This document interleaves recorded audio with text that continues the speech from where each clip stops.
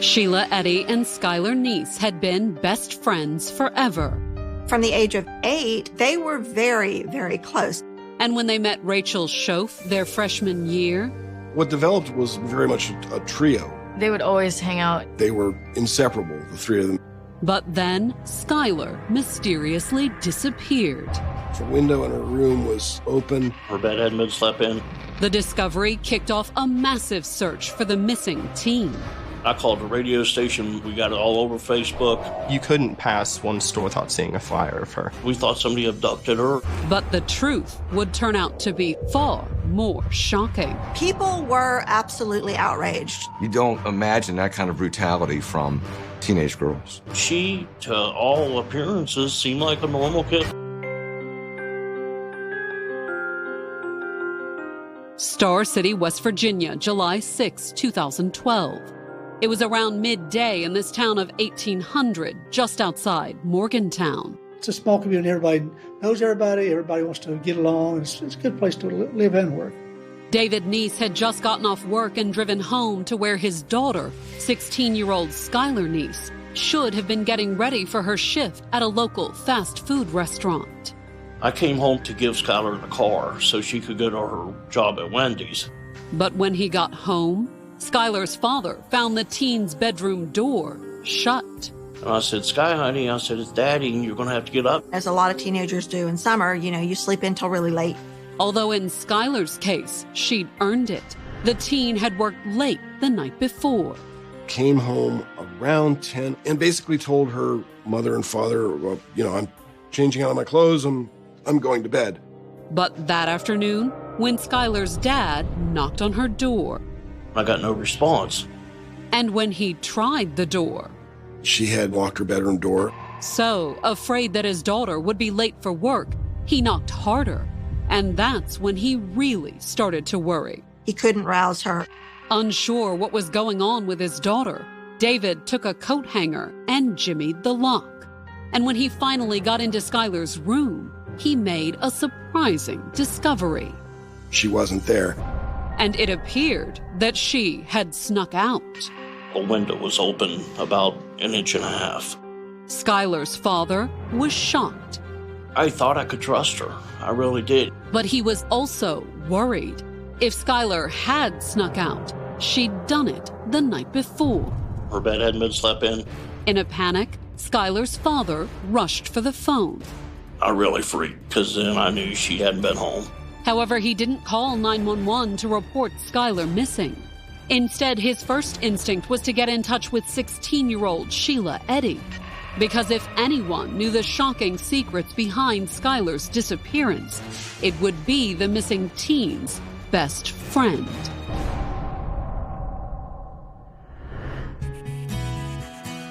Born in 1995, Shelia Eddy's early years were tough ones. Her mom was a single parent. They didn't have a lot of money. She worked a lot. And that was basically how, at the age of 8, she first met Skylar Neese. They met at what is called here in Morgantown, the Neighborhood Shack. It's an agency, basically, and a building where local kids would go for daycare, after-school, summer programs. We took Skylar for, summertime when there wasn't school or anything. She could swim, which she absolutely loved. She could play basketball. She could do just about anything she wanted.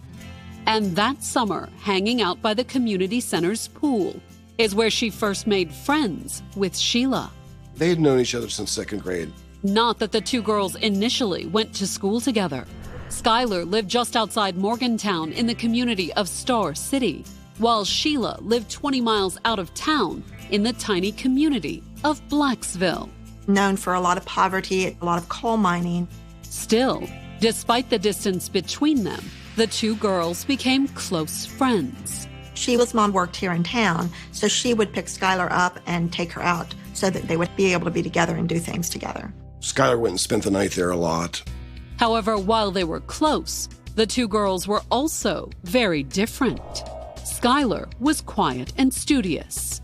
Skylar loved to read. She was constantly had her nose in a book. She always was in honors classes. She had straight A's. On the other hand, Shelia was energetic, outgoing, and a bit of a rebel. Sheila seemed to be about having fun and enjoying her life and sort of pushing the boundaries. But despite their differences, the pair always remained close, spending the night at one another's houses, going to the mall or the movies, and generally doing everything tween girls did with their BFFs. Skylar and Sheila had this strong bond. And when Sheila's mom remarried in 2010, it looked like the bond between the two friends was going to become even stronger. When Sheila's mom remarried, they moved to Morgantown, which by the time she was a freshman, allowed her to transfer to a Morgantown high school. So when Sheila and Skylar started their freshman year, the two friends were finally together. Skylar and Sheila were with each other at the beginning of freshman year all the time. However, it wouldn't be long before there was a third girl hanging out with Sheila and Skylar between classes, 15-year-old Rachel Schoaf. Almost 9 months younger than Sheila, in some ways, Rachel's background was also very different. She was brought up in a comfortable middle-class life. She lived in an area called Cheat Lake. It's more of an affluent area, and she had a lot of privileges that many of her peers didn't have. And until her freshman year, she'd gone to Catholic school. She was just always really religious, and she would always try to get me to come to this group called Young Life. She took religion very seriously. A religious rich girl and a rebellious teen from coal country, Rachel and Sheila might have made unlikely friends, if not for one thing, Skylar. Skylar definitely made the two of them friends. She's one of those kids that her interactions cut across the usual clique lines. Skylar liked everybody.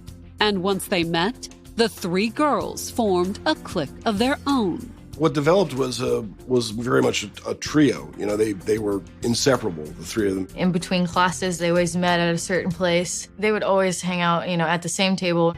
But while the three friends were close, they weren't exactly outcasts. They're three pretty girls, so they have a lot of friends. When you look at their pictures, you can just see these beautiful, vibrant, very, very dynamic girls. They were smart, too. Skylar, Sheila, and Rachel, all three probably made the dean's list every time it came out.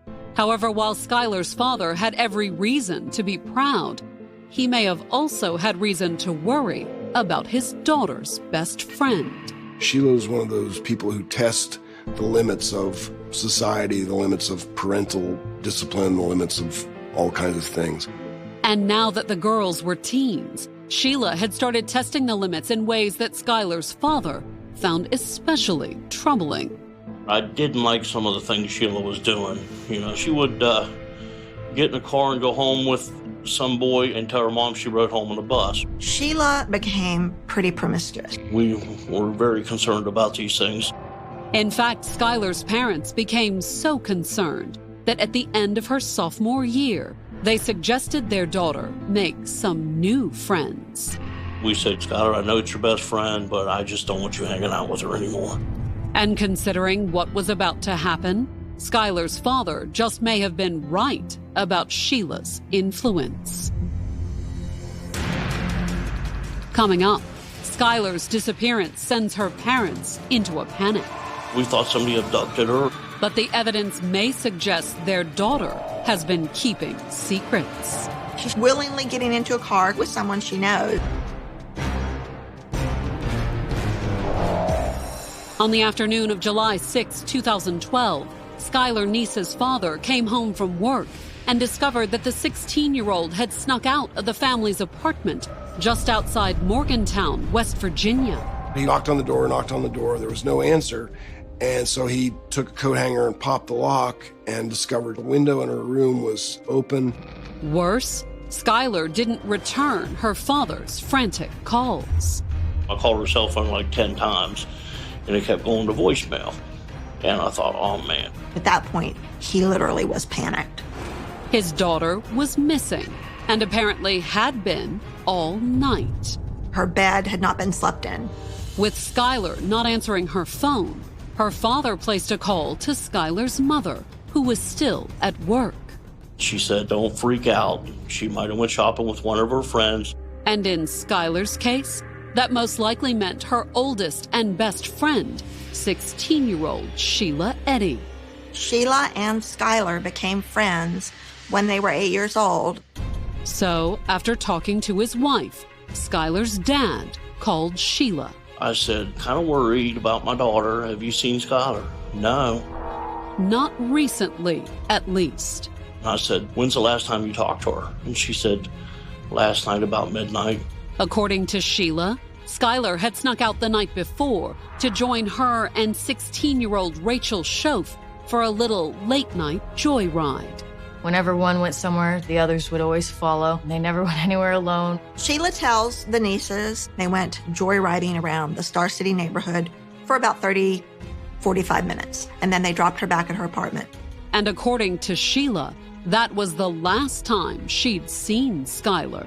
She told us to drop her off at the end of the block so she could walk home. She didn't want to alert her parents that she was out. Was it possible something had happened to Skylar while she walked home? Her parents assumed the worst. She should have been back in her apartment, which she wasn't. They know that something happened to her. We really started freaking because we thought somebody abducted her. So David's next call was to 911. I said, I have a 16-year-old daughter that's missing. We can't find her anywhere. I'm freaking out. Help. By the time an officer arrived to take the missing persons report, a distraught Shelia had also turned up at the Nice apartment. She was in tears. She seemed very concerned that her friend Skylar was missing. But had Skylar been abducted? Mary said, hey, Dave, our landlord has surveillance cameras. I wonder if they picked up anything. When the police reviewed the footage from the complex's cameras, two things immediately stood out. The first was that there was no record of Shelia and Rachel picking Skylar up at 11 o'clock. They explained to me that they had parked in a different area that was outside the camera range. But then, just after midnight, about 45 minutes after Shelia said they'd dropped Skylar off, a car pulls down to the next door apartment building. The footage is grainy. It's kind of difficult to determine what kind of car it is. But what happened next was no mystery. And Skylar walks across the parking lot there and climbs in the back seat. Climbed, not dragged. She's shown willingly getting into a car, clearly with someone she knows. And that led the investigators to conclude that while Skylar might be missing, it was by choice. I'm assuming at that point she was just a runaway. And I explained to the nieces, I said, if she doesn't return in a few days, you may want to talk to the local probation officer about a runaway juvenile. That is, they can be picked up on what's called a juvenile petition. That wasn't the answer Skylar's parents wanted to hear. Her parents are, adamantly insisting there's no way this girl would have run away. My 16-year-old daughter was very trustworthy. She wasn't unhappy. She had nothing to run away from. So, after some pleading from Skylar's mom and dad, the local police decided to do what they could. Star City Police called the state police to try and get an Amber Alert. They refused to do that. State police said there's no evidence that she is in danger. She left on her own. Dave and Mary Niece just absolutely go ballistic, as you can imagine. What parent wouldn't? And if the state police wouldn't issue an alert, Skylar's parents decided to do it themselves. I called the radio station. We got it all over Facebook. Social media becomes the equivalent of this Amber Alert. And in tiny, tight-knit Star City and even Morgantown, the response was phenomenal. Both towns turned out in force to search for the missing teen.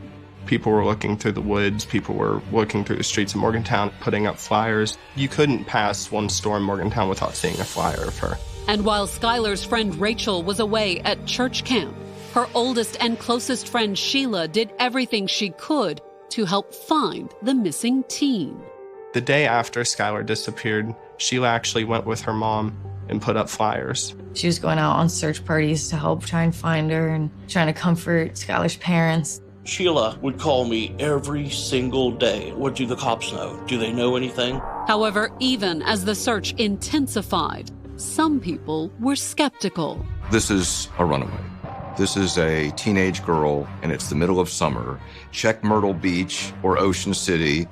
She'll show up. But then, as days turned to weeks, with still no sign of the missing teen, There'd been no activity on her debit card and no activity on her cell phone. More people thought, well, this is not just a simple runaway. There's something else going on here. Every day it was less hope and less hope and less hope. And when school started that fall with Skylar still missing, it was clear that the mystery was taking a heavy toll on her friends Shelia and Rachel. They wouldn't talk to people. They would just talk to themselves. They weren't hanging out with people anymore like they used to. Of course, the girls had reason to be standoffish, because as the hope for Skylar faded, the rumors grew. On the surface, Skylar had always appeared to be the good girl. Skylar was very bubbly and happy and enthusiastic. But as her friends knew, the bubbly teen wasn't quite as angelic as she appeared. When high school started, Skylar started misbehaving. And there was no doubt about who was to blame. Shelia was definitely seen as an instigator. She had a knack for getting people to do what she wanted. Shelia would always get her way. And by the end of their sophomore year, the trio of Shelia, Rachel, and Skylar weren't just among the most popular girls at University High. They were some of the wildest, too. They liked to go out to parties and drink and smoke pot. And according to the rumors floating around school and on social media, that's what the three girls had been doing the night Skylar went missing. People were saying was that there had been a party the night she disappeared. One of the theories that was bandied about was that Skylar had OD'd. Was it possible that Skylar had tried hard drugs and overdone it? Some of her friends and fellow students were skeptical. I never saw them do anything worse than weed. But others believed that could explain her sudden disappearance. That whoever was with her had simply abandoned her somewhere. Whatever had happened to Skylar, wherever Shelia and Rachel went that fall, people whispered in their wake. People kept thinking, well, these girls must know something. They must have some information. And whether the girls knew something or not, all that speculation would eventually take a frightful toll on the two friends. Coming up, Rachel's mother makes a frantic call to 911. Rachel was threatening to kill herself. And the shocking truth comes out. All three men almost fell off their chairs.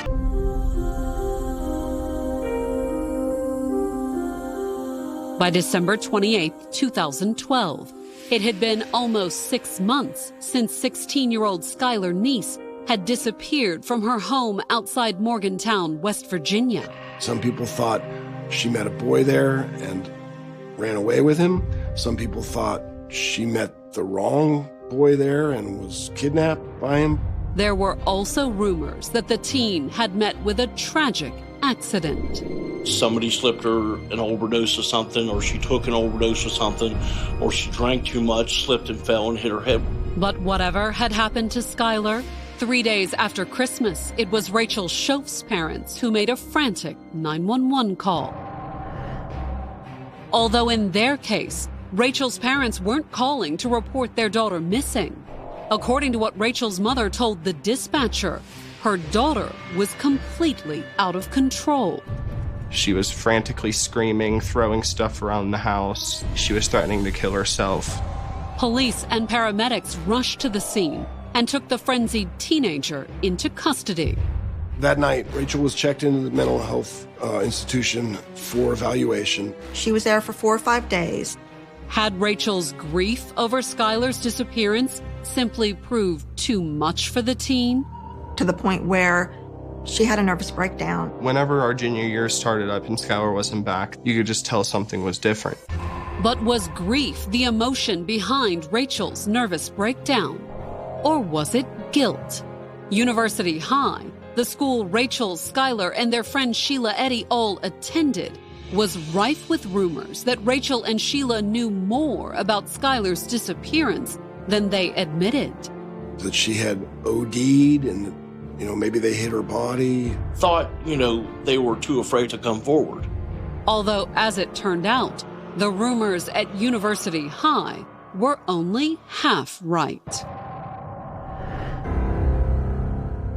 On January 3rd, 2013, Rachel was released from her psychiatric evaluation.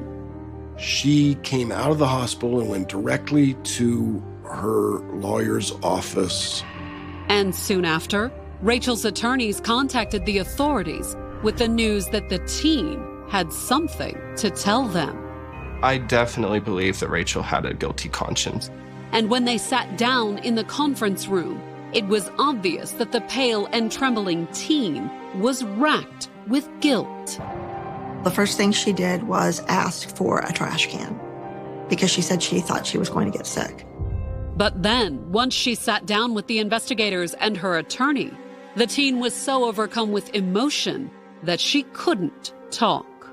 She wasn't saying anything. She probably felt like complete So, knowing that the teenager was still in a fragile emotional state, the investigators gently tried to prod her into revealing what she knew. They started questioning her. Did Skylar fall and hit her head? Rachel just shook her head no. Did she overdose? Were you all afraid? Rachel shook her head no again. And that's when one of the investigators asked Rachel point blank to tell them the truth. He said, well, tell us, Rachel, what did happen to Skylar? And Rachel's answer caught the investigators and Rachel's attorney entirely by surprise. She said, we stabbed her.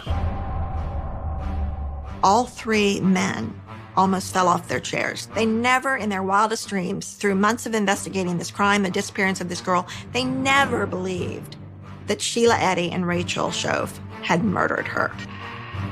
And the motive Rachel gave for the killing was almost as shocking as the murder itself. They just didn't want to be her friend anymore. They don't want to be friends anymore, so they murder her? That was very difficult to absorb. According to what Rachel told the investigators, it had all started because, while Skylar did have a wild streak, she was still a good girl at heart. She was much more upright in the things that, she didn't push boundaries the way that Shelia and Rachel both did. Skylar was kind of a killjoy. She would go along so far into the drug scene with them, but not nearly to the extent that Rachel and Shelia did. And Rachel said that had been especially annoying to Shelia, the undisputed leader of the trio. She was the master of the group. She controlled every aspect of what they were doing when they hung out. The girls had some way of following her, right? That I'll never understand. But as she and Rachel got wilder and Skylar stopped being the willing follower, She felt that Skylar was like a burden. Looked at her in some ways kind of like a cross between a pesky little sister who was annoying and a mother-like figure who was trying to tell them what to do. according to Rachel, Shelia had initially suggested they distance themselves from Skylar. They started hanging out more without Skylar. But she also said that Skylar hadn't taken the hint. So in September of 2011, 9 months before the murder, the plan had changed. They said, well, why don't we just kill her? Rachel said she'd initially thought it was a joke. It was funny to them. Oh, let's kill Skylar, teenagers. But according to Rachel, killing Skylar had quickly become an obsession for Shelia. She started going online and researching ways to get rid of a body, feed it to the pigs, pour acid on it. Just months and months coming up with different ways to try and kill her. They asked the opinions of their classmates. Rachel and Sheila were talking in biology about getting rid of a dead body. How would you do something like that? No one thought that there was anything wrong with it. They just thought they were joking. In fact, Rachel said they'd even asked Skylar's opinion. Asking Skylar, if you could die this way or if you could die this way, which way would you pick? Although for all their research and all the hours spent dreaming up plans for a perfect murder, Rachel said that killing Skylar had been surprisingly simple. It started on July 6, 2012, when the two girls picked up Skylar outside her apartment just after midnight, not 11 as Shelia had originally claimed, which explained why Skylar had climbed so eagerly into the car on the surveillance video. That was Sheila's car she got into. Luring their so-called friend into the car, had been no trouble, according to Rachel. Rachel and Shelia got a hold of Skylar and asked her if she wanted to go smoke some weed. And that's just all it was. It was a fun night where they all could go hang out and smoke. But what Skylar didn't realize as they drove off that night was that only Rachel and Shelia would return from their joyride. They had armed themselves with kitchen knives under their hoodies. They had carefully gathered up a shovel and cleaning supplies and put them in the trunk. Their preparations made and their unwitting victim in the back seat. Rachel said that she and Shelia had driven Skylar out to a remote patch of woods in rural Pennsylvania, about 40 minutes from Star City. It was a popular spot where the three girls would go and smoke weed. It was a very dark, very quiet place. And then, once the teens were all out of the car, all the two killers needed was an opening, one that a simple lie from Shelia easily provided. Shelia said her lighter wouldn't work. Skylar turned to go back to the car to get her lighter. Once Skylar started back towards the car, Rachel said that she and Shelia had pulled out their knives.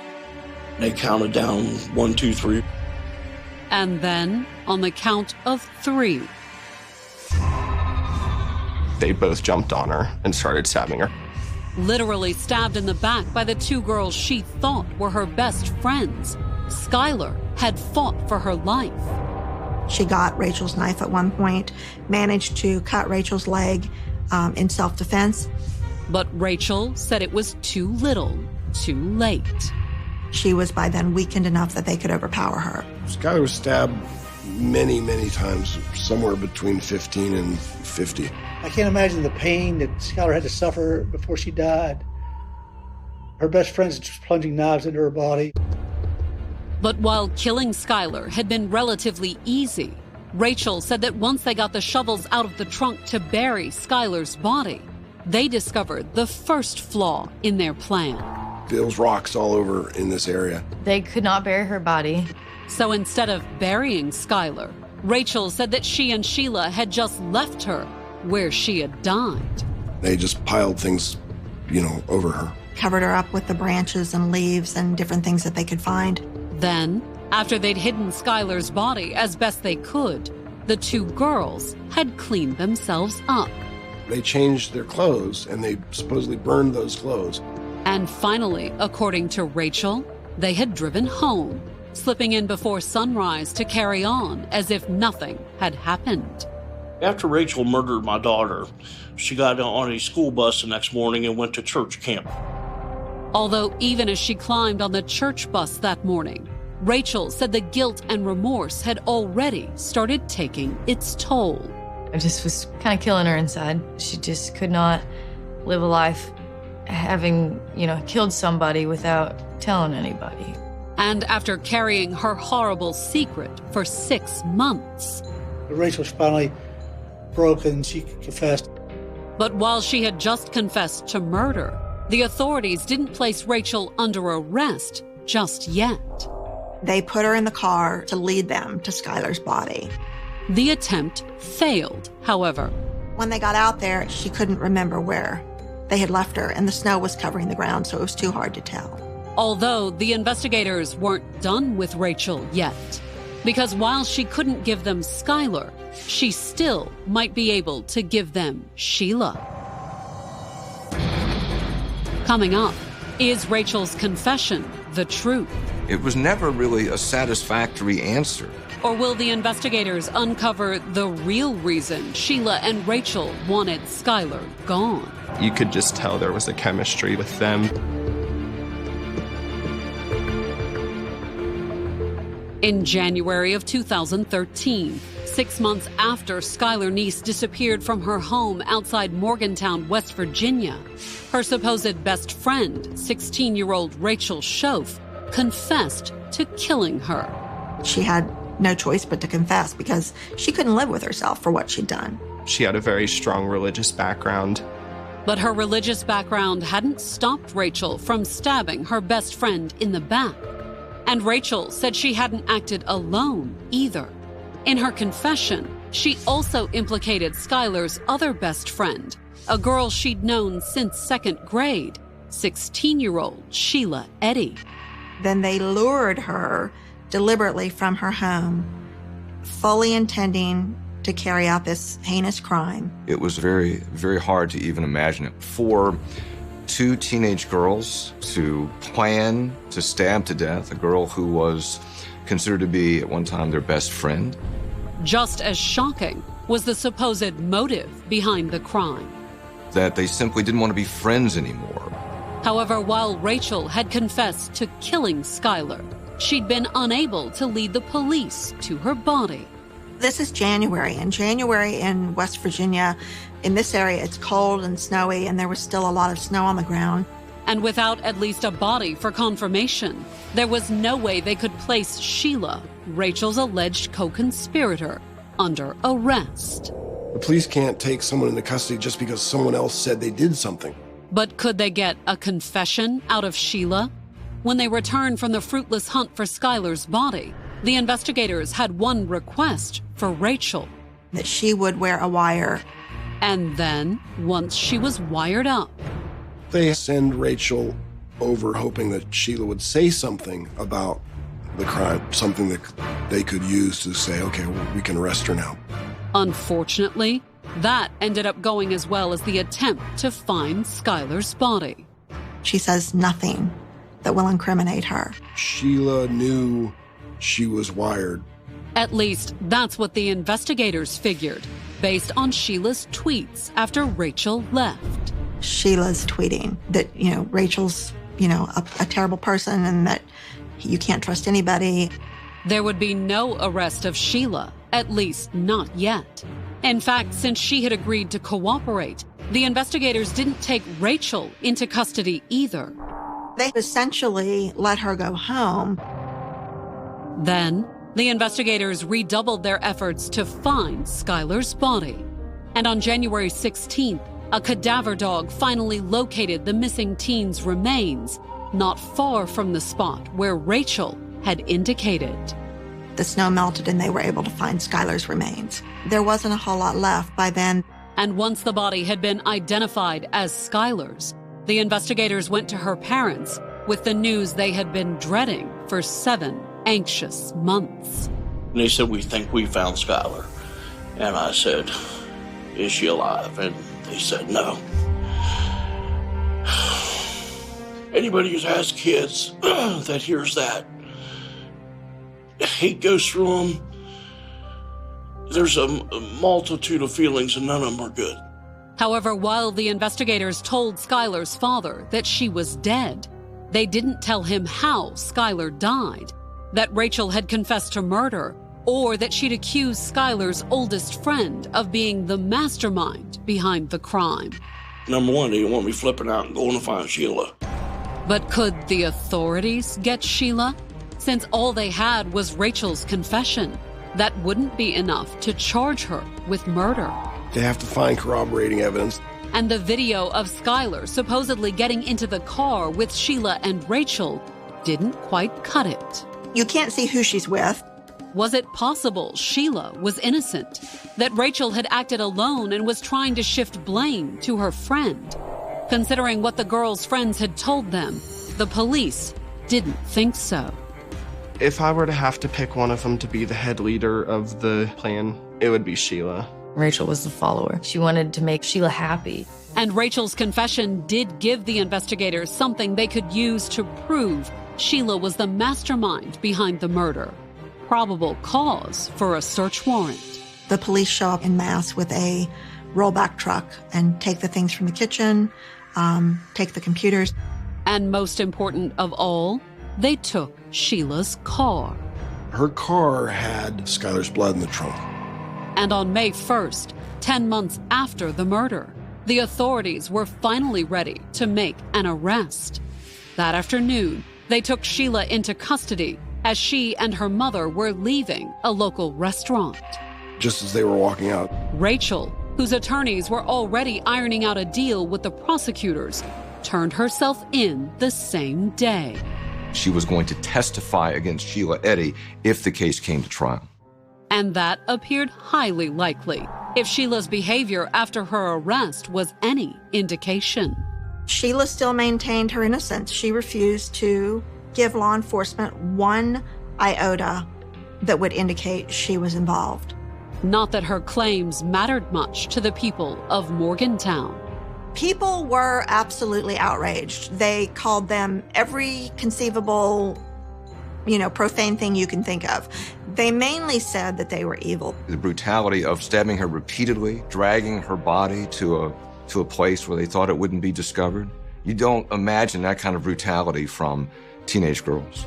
Especially such pretty, popular girls. They still appear like the type that would do that kind of thing. And for such a trivial reason. That they just didn't want to be friends with her anymore, which was never really a satisfactory answer. That was why, by the time Shelia and Rachel were in custody, the police and prosecutors doubted it was true. It all started after Rachel's confession, when the investigators had taken a closer look at Skylar's Twitter account and discovered a tweet from early September of 2011. Sent around the time that Rachel said the murder plot started, the cryptic tweet hinted to a falling out between friends. She tweeted that if she told the whole school what she knew, bad things would happen. And what was the dangerous secret that Skylar was sitting on? They believe they found the answer inside Skylar's diary. Rachel and Shelia were involved sexually. According to Skylar's diary, the sparks between Shelia and Rachel started soon after Rachel transferred to University High. You could just tell there was a chemistry with them. And on the evening of August 16th, 2011, that chemistry led the two girls to start experimenting. It was a slumber party kind of situation. All three girls had been drinking, and at some point during the evening, Shelia and Rachel had started making out. They were friends, but they were curious, with bisexuality. And Skylar, always the good girl, had been shocked and trapped while her friends made out. Skylar didn't feel like she could leave because it would have alerted the parents. She didn't want to get anybody in trouble. And according to what Skylar wrote down in her diary, that was hardly the last time the two friends hooked up. In her diary, she mentioned they did everything that two girls could do together. And as Shelia and Rachel had grown closer, the diary made it clear that Skylar was feeling left out. It just seemed like Skylar was the third wheel. But since Skylar had firsthand knowledge of their affair, could they afford to shut her out completely? If they weren't her friend, if they literally cut her off, Skylar would have told everyone. In fact, she could have shown everyone too. They were just having fun one night. Skylar just, for some reason, was taking photos of them while they were naked making out. And if their secret got out, the result could be devastating for a pair of popular girls in small-town West Virginia. Their families, Rachel, hers was religious. Sheila, she came from a very rural backwoods area where that's just not really tolerated or accepted. And to keep their secret safe, the prosecutors believe that the teenage lovers had taken a desperate step. They decided Skylar has to die.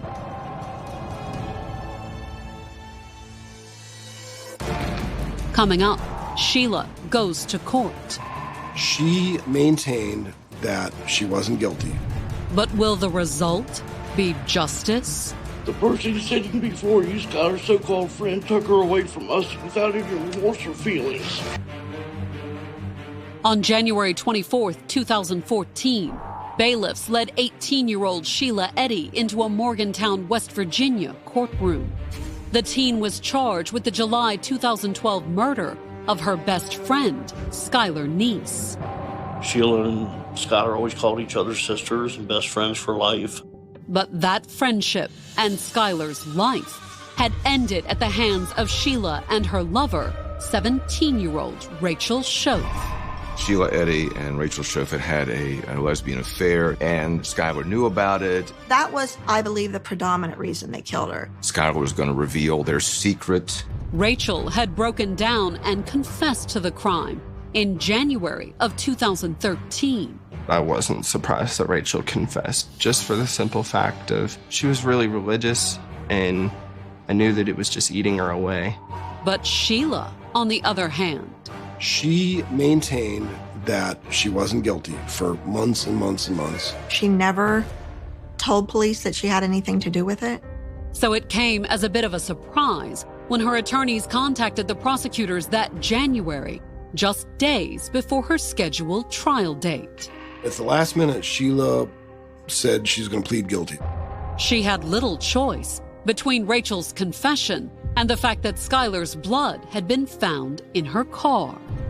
The evidence was so overwhelming in favor of both girls having killed her. And on the morning of the 24th, in front of a courtroom packed with media and Skylar's loved ones, Shelia entered her plea. Ms. Eddy, is it your intention this afternoon to enter a plea of guilty pursuant to this plea agreement? Yes, sir. And that was all she had to say about the murder of her oldest friend. She didn't say a word. But prior to Sheila's sentencing, when it was their turn to speak, Skylar's family had plenty to say. The person sitting before you, Skylar's so-called friend, took her away from us without any remorse or feelings. It made me sick. In fact, it was only when the judge sentenced her to life in prison that Shelia finally showed any emotion. She was crying when she was being sentenced. Although sentenced to life, Shelia will be eligible for parole. And so will Rachel Schoaf, sentenced to 30 years after pleading guilty to second-degree murder. It's an outcome that Skylar's friends and family have a hard time accepting. If you're taking someone else's life, you shouldn't have a life of your own. After all, it's a second chance that Skylar will never get. We loved her and we trusted her. You know, she made one mistake and she paid her life for it.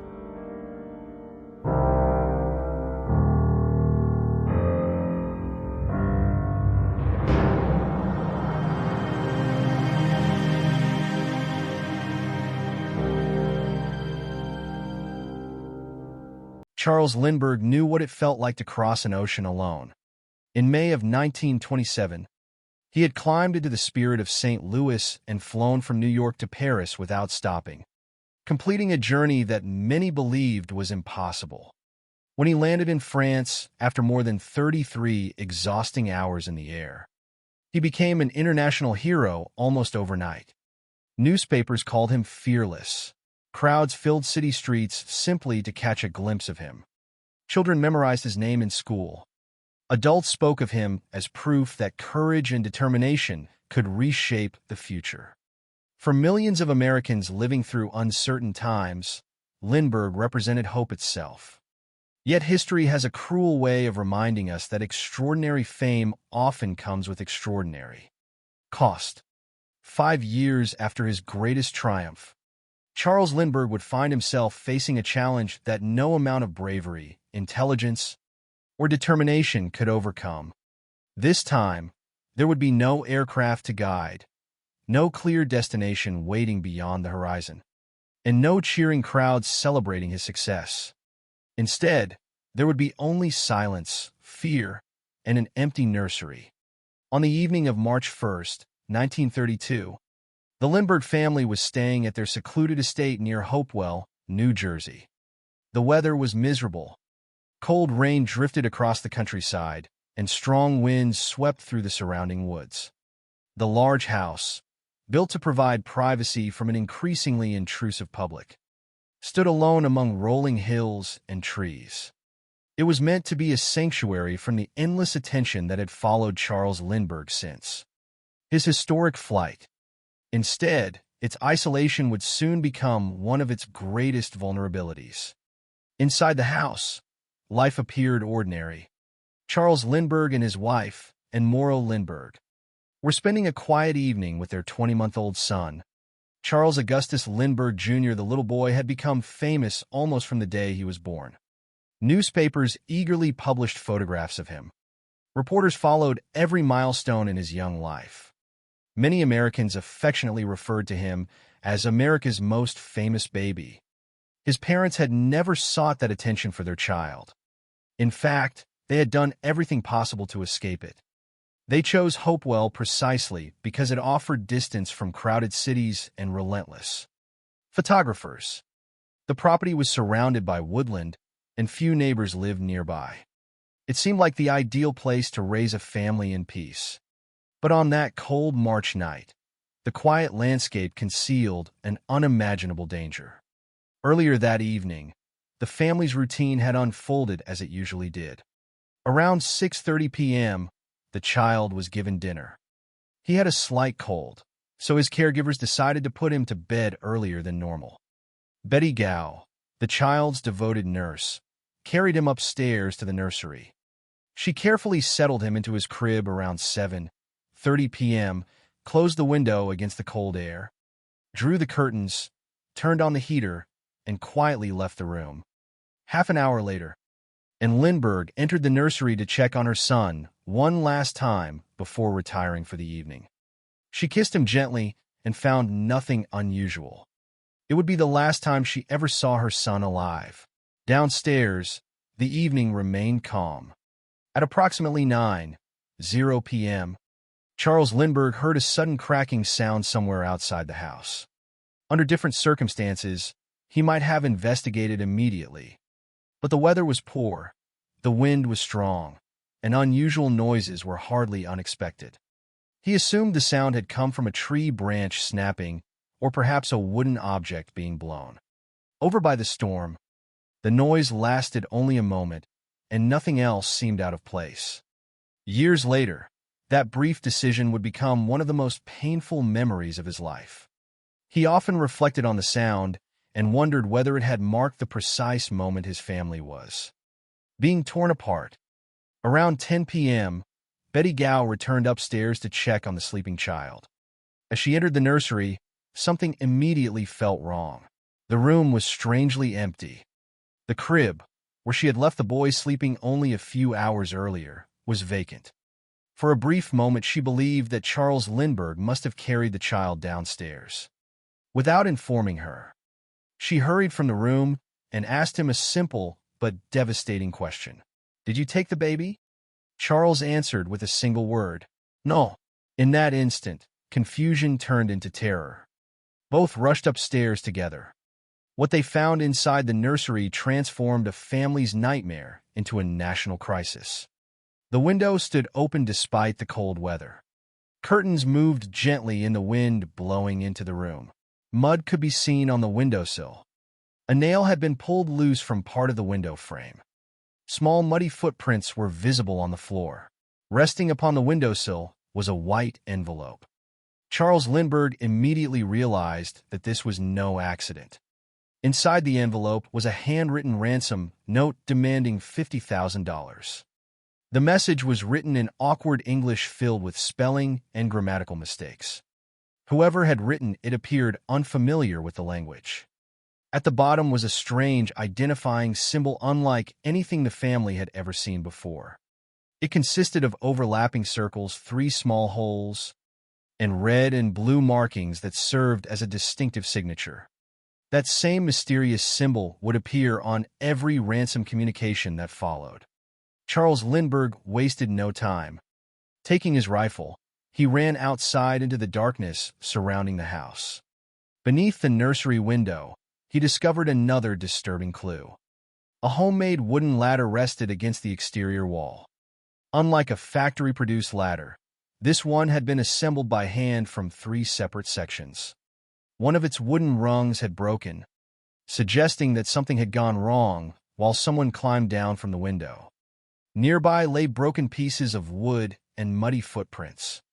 Later examination would conclude that the ladder had been carefully constructed by someone with woodworking knowledge. At the time, however, it represented only one terrifying certainty. Someone had entered the nursery from outside, taken a 20-month-old child, and disappeared into the darkness. Local authorities were notified immediately. Before long, officers from the New Jersey State Police joined local law enforcement at the Hopewell estate. Although the Federal Bureau of Investigation would later become deeply associated with kidnapping cases, Its authority in such investigations was still limited in 1932 because federal law had not yet expanded to cover kidnappings crossing state lines. As news spread through official channels, volunteers also began arriving. Firefighters, police officers, and ordinary citizens searched the surrounding woods with flashlights, hoping against hope that the child might somehow be found alive nearby. Every trail, every wooded path, and every road leading away from the property was examined. Nothing was found. Unfortunately, the first hours of the investigation also produced mistakes that investigators would regret for years afterward. The crime scene quickly became crowded. Numerous people walked around areas containing footprints. The ladder was moved before it could be fully documented. Parts of the window were touched repeatedly. Valuable evidence became contaminated simply because crime scene preservation techniques in the early 1930s were far less developed than they are today. Later investigators would describe the scene as having been seriously compromised during those critical first hours, making the search for reliable forensic evidence considerably more difficult. By sunrise, what had begun as a private family tragedy had become front-page news across America. Newspapers rushed out special editions announcing that Charles Lindbergh's son had been kidnapped. Reporters descended upon Hopewell in overwhelming numbers. Telephone calls flooded into the Lindbergh residence. Letters arrived by the hundreds, then by the thousands. Some claimed to possess valuable information. Others demanded money themselves. False confessions and fabricated tips soon complicated an already difficult investigation. The entire nation seemed captivated by a single question. Who could possibly kidnap the child of America's greatest hero? Behind every newspaper headline, however, stood two grieving parents whose lives had changed forever in the span of a single evening. For Charles and Ann Lindbergh, the fame that had once seemed like a blessing had become a burden they could no longer escape. Every decision they made would now unfold under the relentless gaze of the public. Every rumor would become tomorrow's headline. Every hopeful lead would carry the possibility of unbearable disappointment. The search for Charles Augustus Lindbergh Jr. had only just begun, but already it was becoming something far larger than a criminal investigation. It was becoming one of the most closely watched tragedies in American history, a case that would reshape law enforcement, dominate headlines around the world, and continue to raise difficult questions nearly a century later.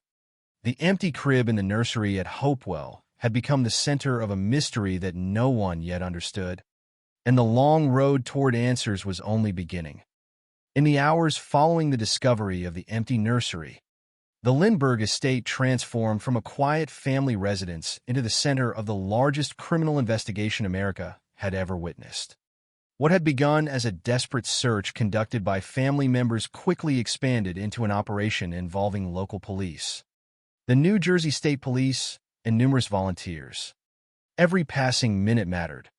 Investigators knew that the first few hours after a kidnapping often offered the greatest chance of recovering a victim safely. Yet despite the urgency, they faced a series of obstacles almost immediately.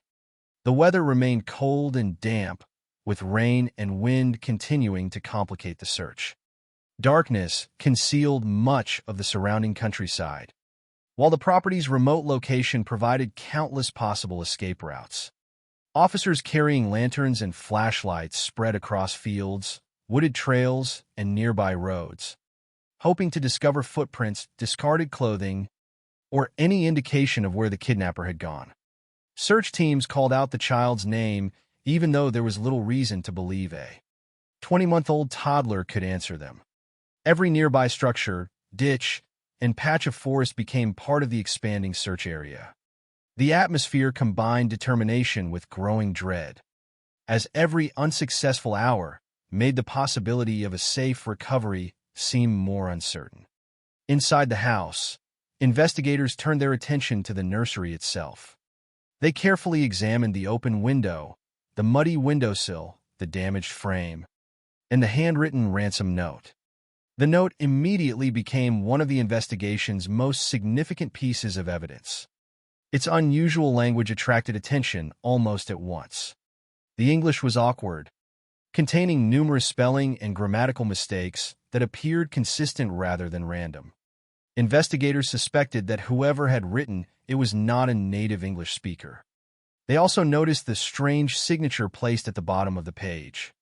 Overlapping circles combined with small holes and red and blue markings arranged into a distinctive symbol. It was unlike anything most officers had ever encountered. Rather than signing a name, the kidnapper had chosen a unique emblem that would later appear on every subsequent communication, allowing investigators to identify genuine ransom letters from the many fraudulent messages that soon began arriving. The homemade ladder found beneath the nursery window also received immediate attention. Unlike commercially manufactured ladders, this one had clearly been assembled by hand.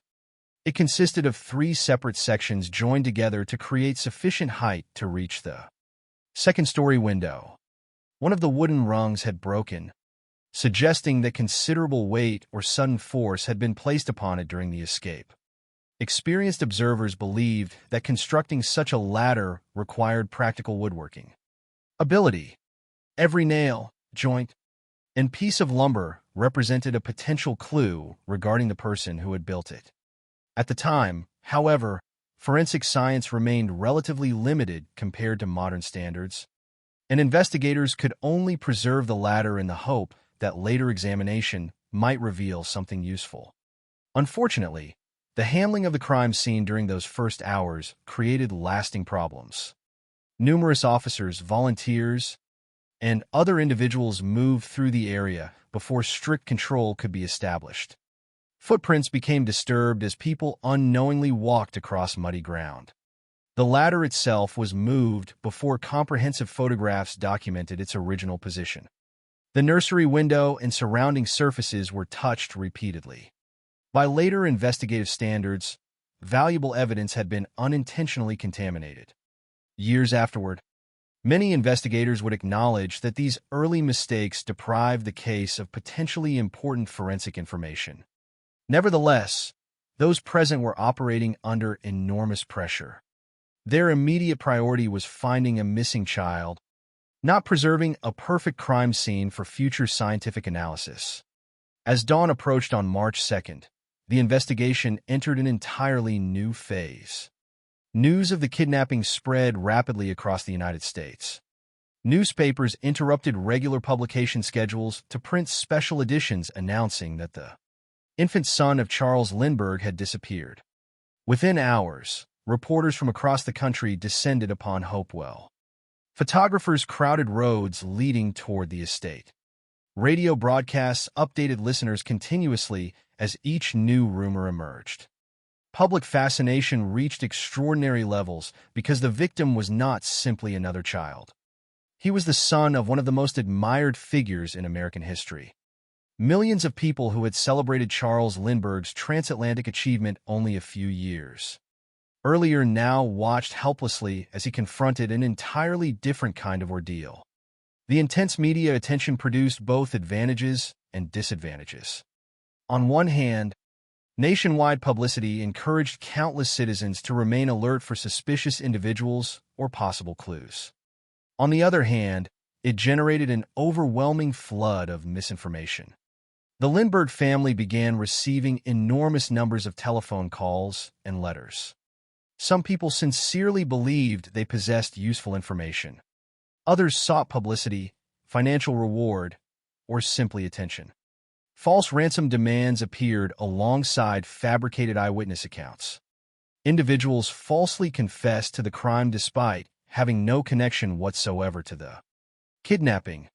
Every claim required at least some level of evaluation, forcing investigators to spend precious time separating credible information from deliberate deception. As officers attempted to organize the expanding investigation, the kidnapper made contact again. Additional ransom letters began arriving, each bearing the same unusual symbol that had appeared on the original note. The consistency of that signature convinced investigators that the communications likely originated from the same individual or group responsible for the kidnapping. The language remained similarly awkward, reinforcing earlier suspicions regarding the writer's background. More importantly, the kidnapper altered the financial demand. The requested ransom increased from $50,000 to $70,000, indicating that negotiations had begun to evolve. For Charles and Lindbergh, every new letter carried conflicting emotions. The continued communication suggested that whoever had taken their son remained willing to negotiate. At the same time, each message prolonged the uncertainty surrounding the child's fate. There was still no proof that Charles Augustus Lindbergh Jr. was alive, only repeated assertions from the kidnapper that he remained unharmed. During this uncertain period, an unexpected figure entered the case. A retired doctor named John F. Condon volunteered to act as an intermediary between the Lindbergh family and the kidnapper. Using the name Jaffe in newspaper communications, Condon publicly offered to assist with negotiations. Remarkably, the kidnapper accepted the proposal. This development introduced a fragile line of communication that investigators hoped might eventually lead either to the safe return of the child or to the identification of the offender. Every exchange now required careful planning because any mistake could potentially place the missing boy at even greater risk. The decision to involve an intermediary reflected the desperate circumstances facing everyone involved. Traditional investigative methods had produced no meaningful breakthroughs. Extensive searches around Hopewell had failed to locate the child. No reliable witnesses had observed the abduction. The kidnapper remained completely anonymous. Communication through ransom letters represented the only direct contact with the person responsible. Consequently, maintaining that contact became a priority despite the obvious risks. Throughout these developments, Charles Lindbergh remained caught between two competing responsibilities. As a father, his overwhelming concern centered upon recovering his son alive. As America's most recognizable public figure, however, every action he took became subject to relentless national scrutiny. Reporters analyzed his statements. Newspapers speculated about investigative decisions. Public opinion shifted constantly as new rumors circulated. Yet beneath the headlines, the reality remained painfully simple. A 20-month-old child had vanished from his own bedroom, and no one knew where he was. By the time the first week of the investigation drew to a close, thousands of hours had already been devoted to searching, interviewing witnesses, examining evidence, and evaluating tips. The nursery window, the broken ladder, and the peculiar ransom symbol had become instantly recognizable across the nation. Despite unprecedented public attention, investigators still lacked the one thing they needed most: a confirmed trail leading to the missing child. Their only remaining hope rested upon the mysterious correspondence from the kidnapper and the possibility that the newly established negotiations might reveal an opportunity to save Charles Augustus Lindbergh Jr. before it was too late. As the days turned into weeks, the investigation entered a tense and uncertain phase defined not by dramatic discoveries, but by waiting. Every letter that arrived, every rumor that surfaced, and every reported sighting carried the possibility that the missing child might still be alive. For Charles and Lindbergh, hope became inseparable from anxiety. The ransom letters continued to arrive, each bearing the same unusual identifying symbol that investigators had come to recognize. The awkward English, filled with grammatical and spelling mistakes, remained consistent throughout the correspondence, reinforcing the belief that the writer was someone whose first language was not English.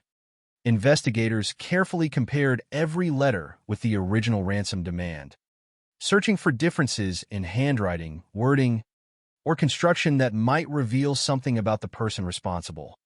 At this stage, however, the letters offered little beyond repeated demands for money and assurances that the child remained alive. Although the requested ransom had increased from $50,000 to $70,000, there was still no independent proof that Charles Augustus Lindbergh Jr. was safe. Every decision now depended on balancing caution against desperation. The Lindbergh family understood that refusing communication could eliminate their only connection to the kidnapper, while investigators recognized that every exchange also presented an opportunity to gather information. It was under these circumstances that John F. Condon assumed a central role in one of the most unusual ransom negotiations in American criminal history. A retired doctor who had volunteered to help, Condon had offered his assistance publicly using the name Jaffe. His proposal was simple. If the kidnapper was willing to communicate through him, perhaps an agreement could be reached that would secure the child's release. What made the arrangement remarkable was that the kidnapper accepted it. Suddenly, a private citizen found himself serving as the only recognized intermediary between a grieving family and an unknown criminal. The responsibility placed upon Condon was enormous. Every word he spoke, every message he carried, and every decision he made might influence whether the child lived or died. The negotiations gradually moved beyond written correspondence toward direct contact. According to the information provided by the kidnapper, a meeting was arranged for the night of April 2, 1932, at a cemetery in the Bronx, New York. The choice of location reflected the secrecy surrounding the entire affair. Cemeteries were quiet after dark, offering privacy while also making surveillance extremely difficult. On the appointed evening, John F. Condon arrived at the designated place carrying not certainty, but hope. The darkness concealed much of the cemetery, leaving only scattered outlines of monuments and pathways visible. At some point during the meeting, a man emerged from the shadows. He identified himself only as John. Condon later described him as speaking with a German accent, a detail that immediately attracted the attention of investigators because it appeared consistent with the awkward English used throughout the ransom letters. The conversation itself was brief. The mysterious man offered reassurance rather than proof. He insisted that the child was still alive. He gave no opportunity for Condon to verify the statement independently. No child appeared. No identifying evidence was presented.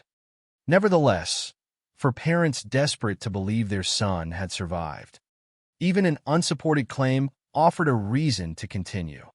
The meeting ended without violence and without immediate resolution, but it established that direct communication with the kidnapper was possible. Following this encounter, preparations were made for the ransom payment. The Lindbergh family agreed to provide $50,000 using gold certificates. This detail would later prove extraordinarily significant, although no one involved could fully appreciate its importance at the time. Before the money changed hands, authorities carefully recorded the serial numbers on the gold certificates. The decision reflected a practical investigative strategy. If the ransom money ever entered circulation, those recorded numbers could potentially lead investigators back to whoever possessed it.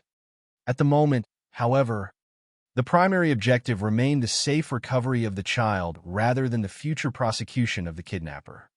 On April 2, 1932, the ransom exchange took place. John F. Condon delivered the money according to the kidnapper's instructions. In return, he received information that supposedly revealed where Charles Augustus Lindbergh Jr. could be found. The kidnapper claimed that the child had been left aboard a boat located near the coast of Massachusetts. It was precisely the kind of information the family had been praying to receive for weeks. If true, the nightmare might finally be approaching its end. Acting immediately upon the information provided, authorities organized an extensive search. The United States Coast Guard joined the effort, examining coastal waters and searching for the vessel described by the kidnapper. Days stretched into weeks as crews continued looking for any sign of the promised boat. Every possibility was investigated.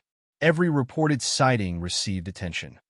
Yet despite these efforts, nothing was found.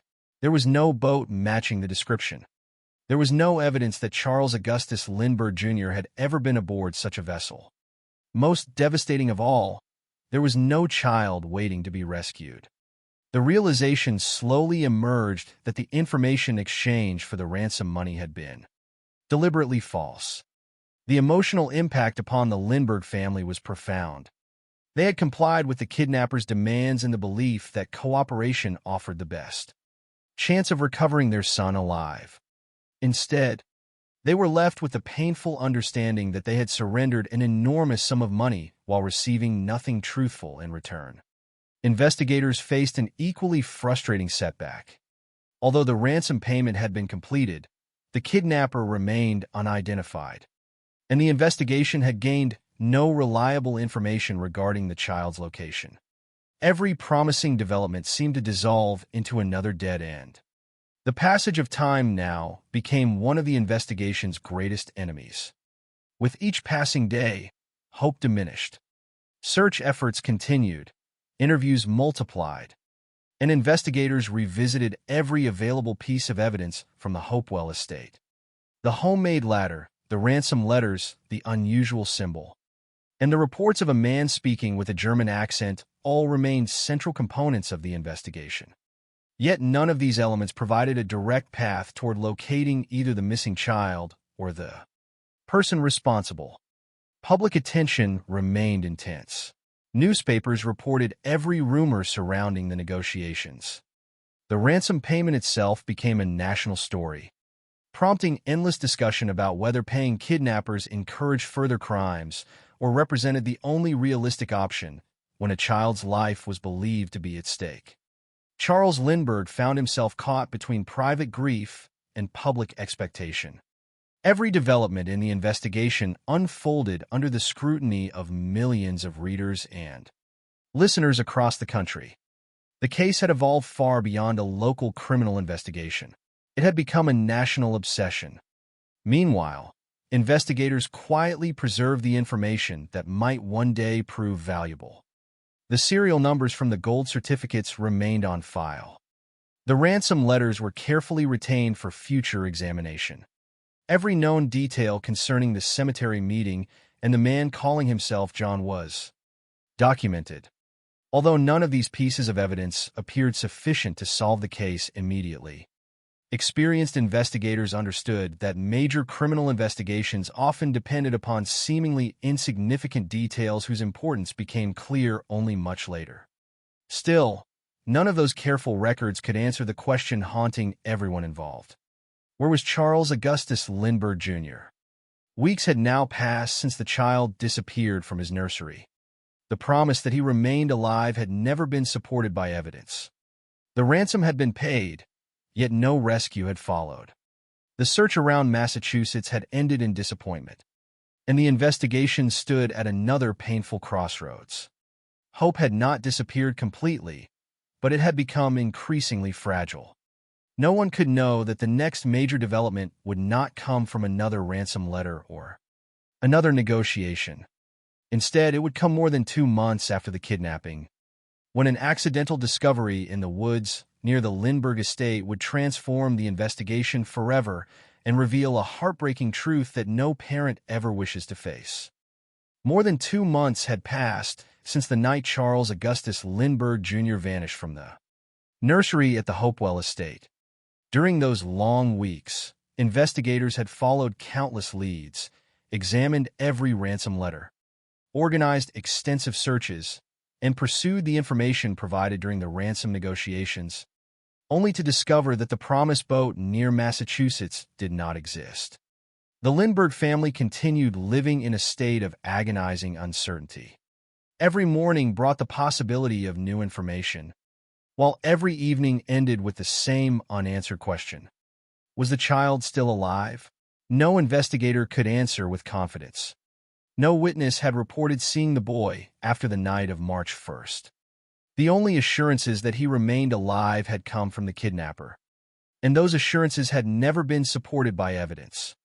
Nevertheless, hope persisted because, without proof to the contrary, it was the only thing the family had left. That hope came to an abrupt and devastating end on May 12, 1932.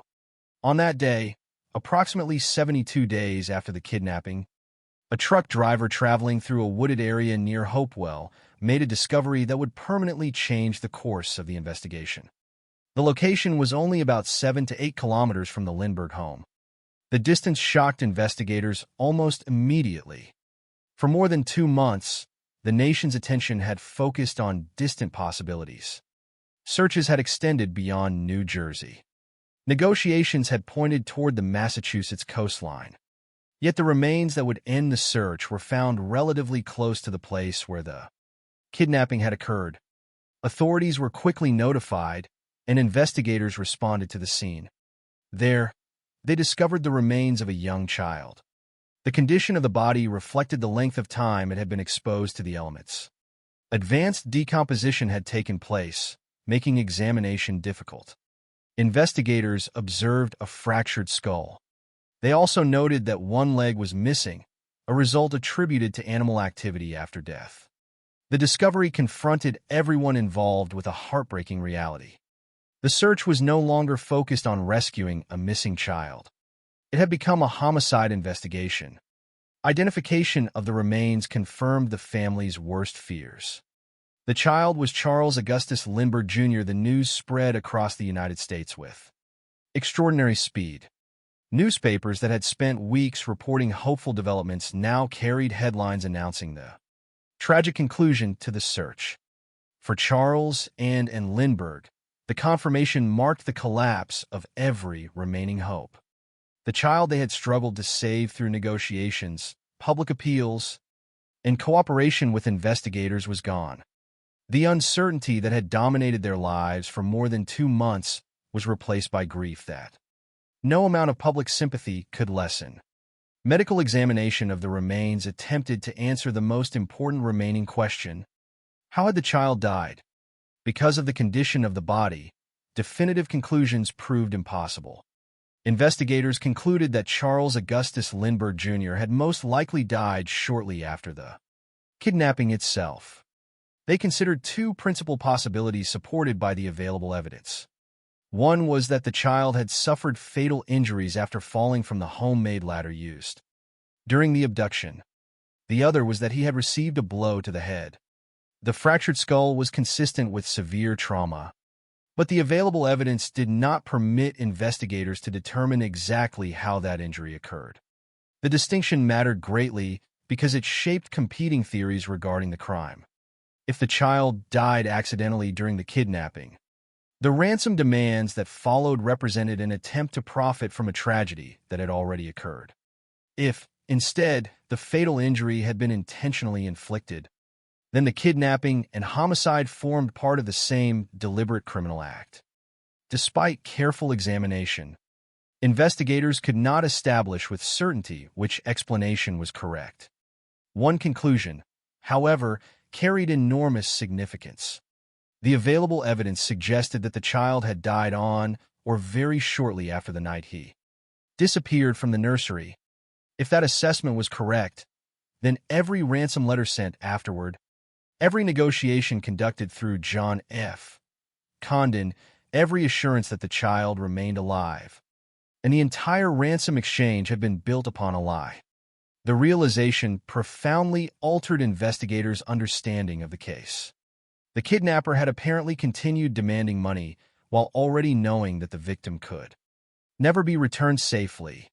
What had initially appeared to be a kidnapping for ransom increasingly resembled a crime in which the ransom demand served only as a means of obtaining money after the victim was already dead.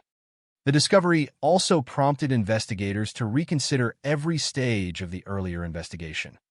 The homemade ladder recovered beneath the nursery window became even more significant because the possibility of an accidental fall now received greater attention. If the ladder had broken during the escape, could the child have fallen? Had the broken rung contributed directly to the fatal injury? Or had the fracture resulted from an entirely separate act of violence? These questions remained central to the investigation. Yet the available evidence could not produce definitive answers. The uncertainty surrounding the child's death would continue to generate discussion for decades. Even as investigators focused upon these difficult questions, the search for the offender intensified. Whoever had taken Charles Augustus Lindbergh Jr. had not only removed him from the safety of his home, but had also orchestrated weeks of ransom negotiations while the family desperately searched for answers. The emotional impact of that deception extended beyond the Lindbergh household. Public sympathy became overwhelming. Millions of Americans had followed every development since the kidnapping was first reported. They had celebrated hopeful rumors and shared in each disappointment. Now they confronted the tragic outcome together. Public pressure upon law enforcement increased dramatically. Solving the crime was no longer simply a matter of identifying a kidnapper. It had become a matter of delivering justice for a child whose death had shocked the nation. Despite that pressure, the investigation remained extraordinarily difficult. There were still no reliable eyewitnesses identifying the abductor. The ransom letters had established communication, but not identity. The mysterious man who had met John F. Condon in the Bronx cemetery had vanished without leaving. Investigators a confirmed name. The homemade ladder and the ransom notes remained the most important physical evidence. Yet neither had produced an identifiable suspect. Every promising lead eventually dissolved under careful examination. Investigators interviewed witness after witness, revisited the Hopewell estate, and reconstructed the events of March 1st repeatedly in hopes of discovering some overlooked detail. Still, no arrest followed. The case gradually evolved into one of endurance rather than immediate breakthroughs. Investigators accumulated information piece by piece while attempting to distinguish reliable evidence from speculation. Public interest remained intense, but attention also created additional complications. The enormous publicity surrounding the case generated fresh rumors almost daily. Individuals continued providing false information. Others falsely claimed responsibility for the crime. Every report required evaluation because investigators could not afford to ignore a genuine lead. Hidden among fabricated ones, the growing volume of misinformation consumed valuable investigative resources while offering little meaningful progress. Throughout this period, one quiet but important decision continued to wait in the background. Before the ransom money had been delivered, authorities had carefully recorded the serial numbers of the gold certificates used in the payment. At the time, this precaution had seemed like a sensible investigative measure rather than a likely path toward solving the case. Now, with the child confirmed dead and the immediate rescue effort over, those recorded serial numbers assumed even greater importance. If the kidnapper attempted to spend the ransom money, every documented certificate represented a possible connection between the crime and the person possessing it. Investigators could not know when or where such a breakthrough might occur. It could happen in weeks, months, or even years. Yet the records remained preserved because experienced detectives understood that major investigations often depended upon patience as much as persistence. As 1932 gave way to the years that followed, the Lindbergh case entered one of its most frustrating chapters. The nation's most famous criminal investigation now possessed overwhelming public attention, substantial physical evidence, and thousands of investigative hours.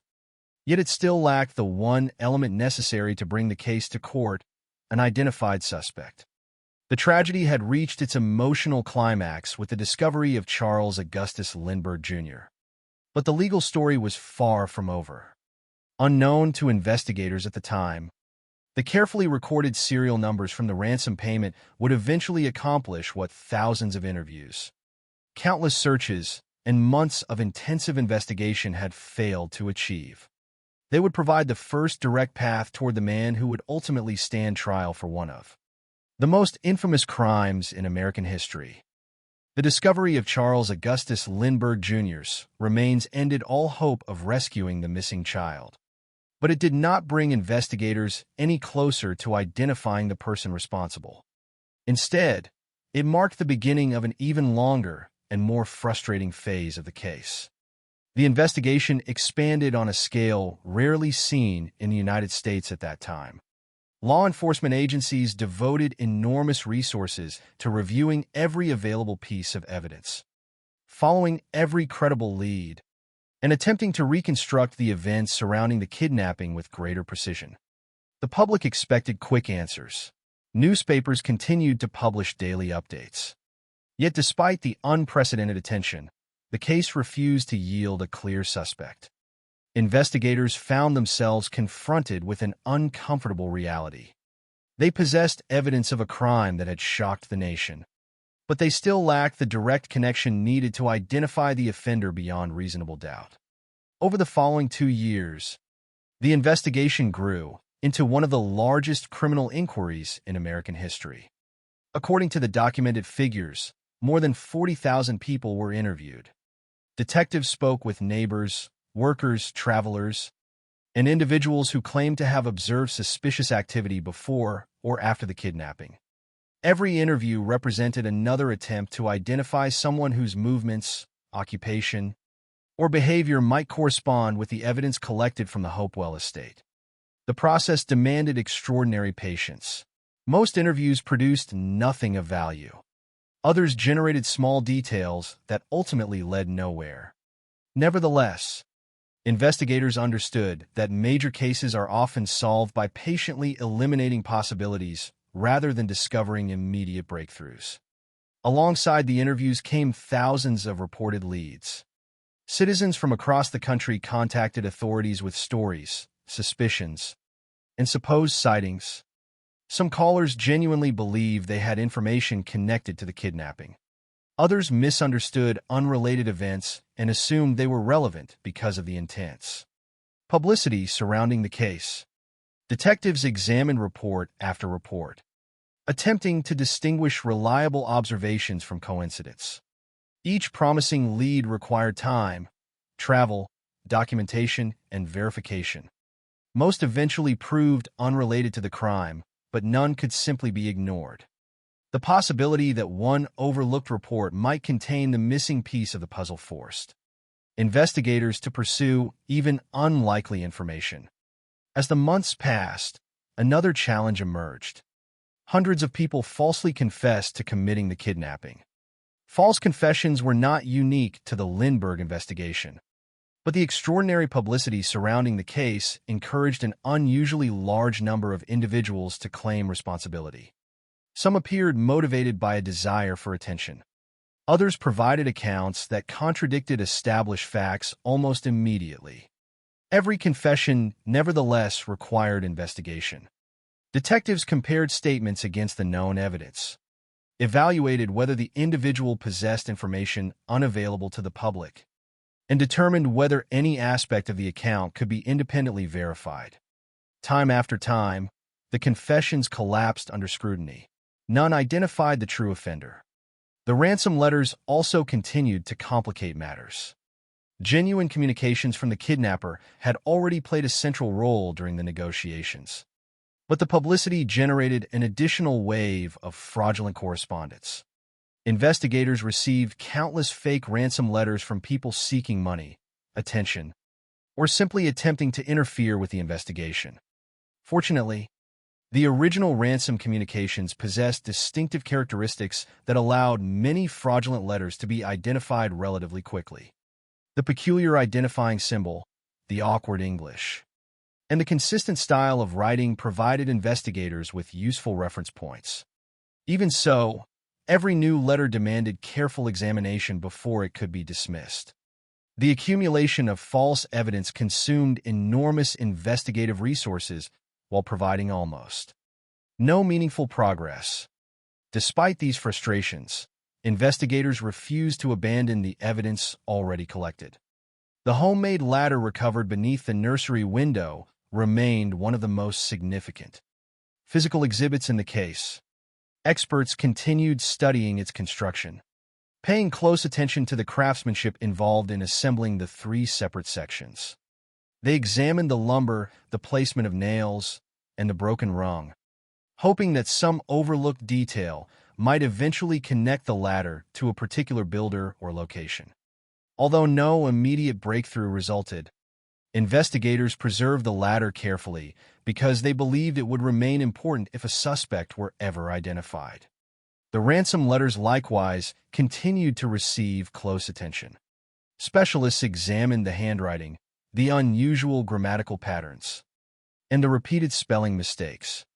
Investigators remained interested in the possibility that the writer had a German-speaking background, an observation first suggested by the awkward language used throughout the correspondence. While handwriting analysis during the early 1930s lacked many of the standardized procedures employed today, investigators considered it one of the few available methods for comparing anonymous documents with known writing samples. Accordingly, every potentially relevant document collected during the investigation was preserved for future comparison should a suspect eventually emerge. Yet perhaps the most significant piece of evidence during these years remained largely invisible to the public. Before the ransom had been delivered, authorities had carefully recorded the serial numbers printed on every gold certificate included in the payment. At first, this appeared to be little more than a routine precaution. Investigators understood that money often changes hands rapidly, making it difficult to trace. Nevertheless, maintaining an accurate record created at least the possibility that the ransom funds could someday reveal their destination. As time passed, this decision became increasingly important because of developments beyond the Lindbergh investigation itself. The United States eventually discontinued the circulation of gold certificates. As a result, anyone attempting to spend one of the recorded ransom certificates risked attracting attention. Ordinary currency circulated freely without raising suspicion.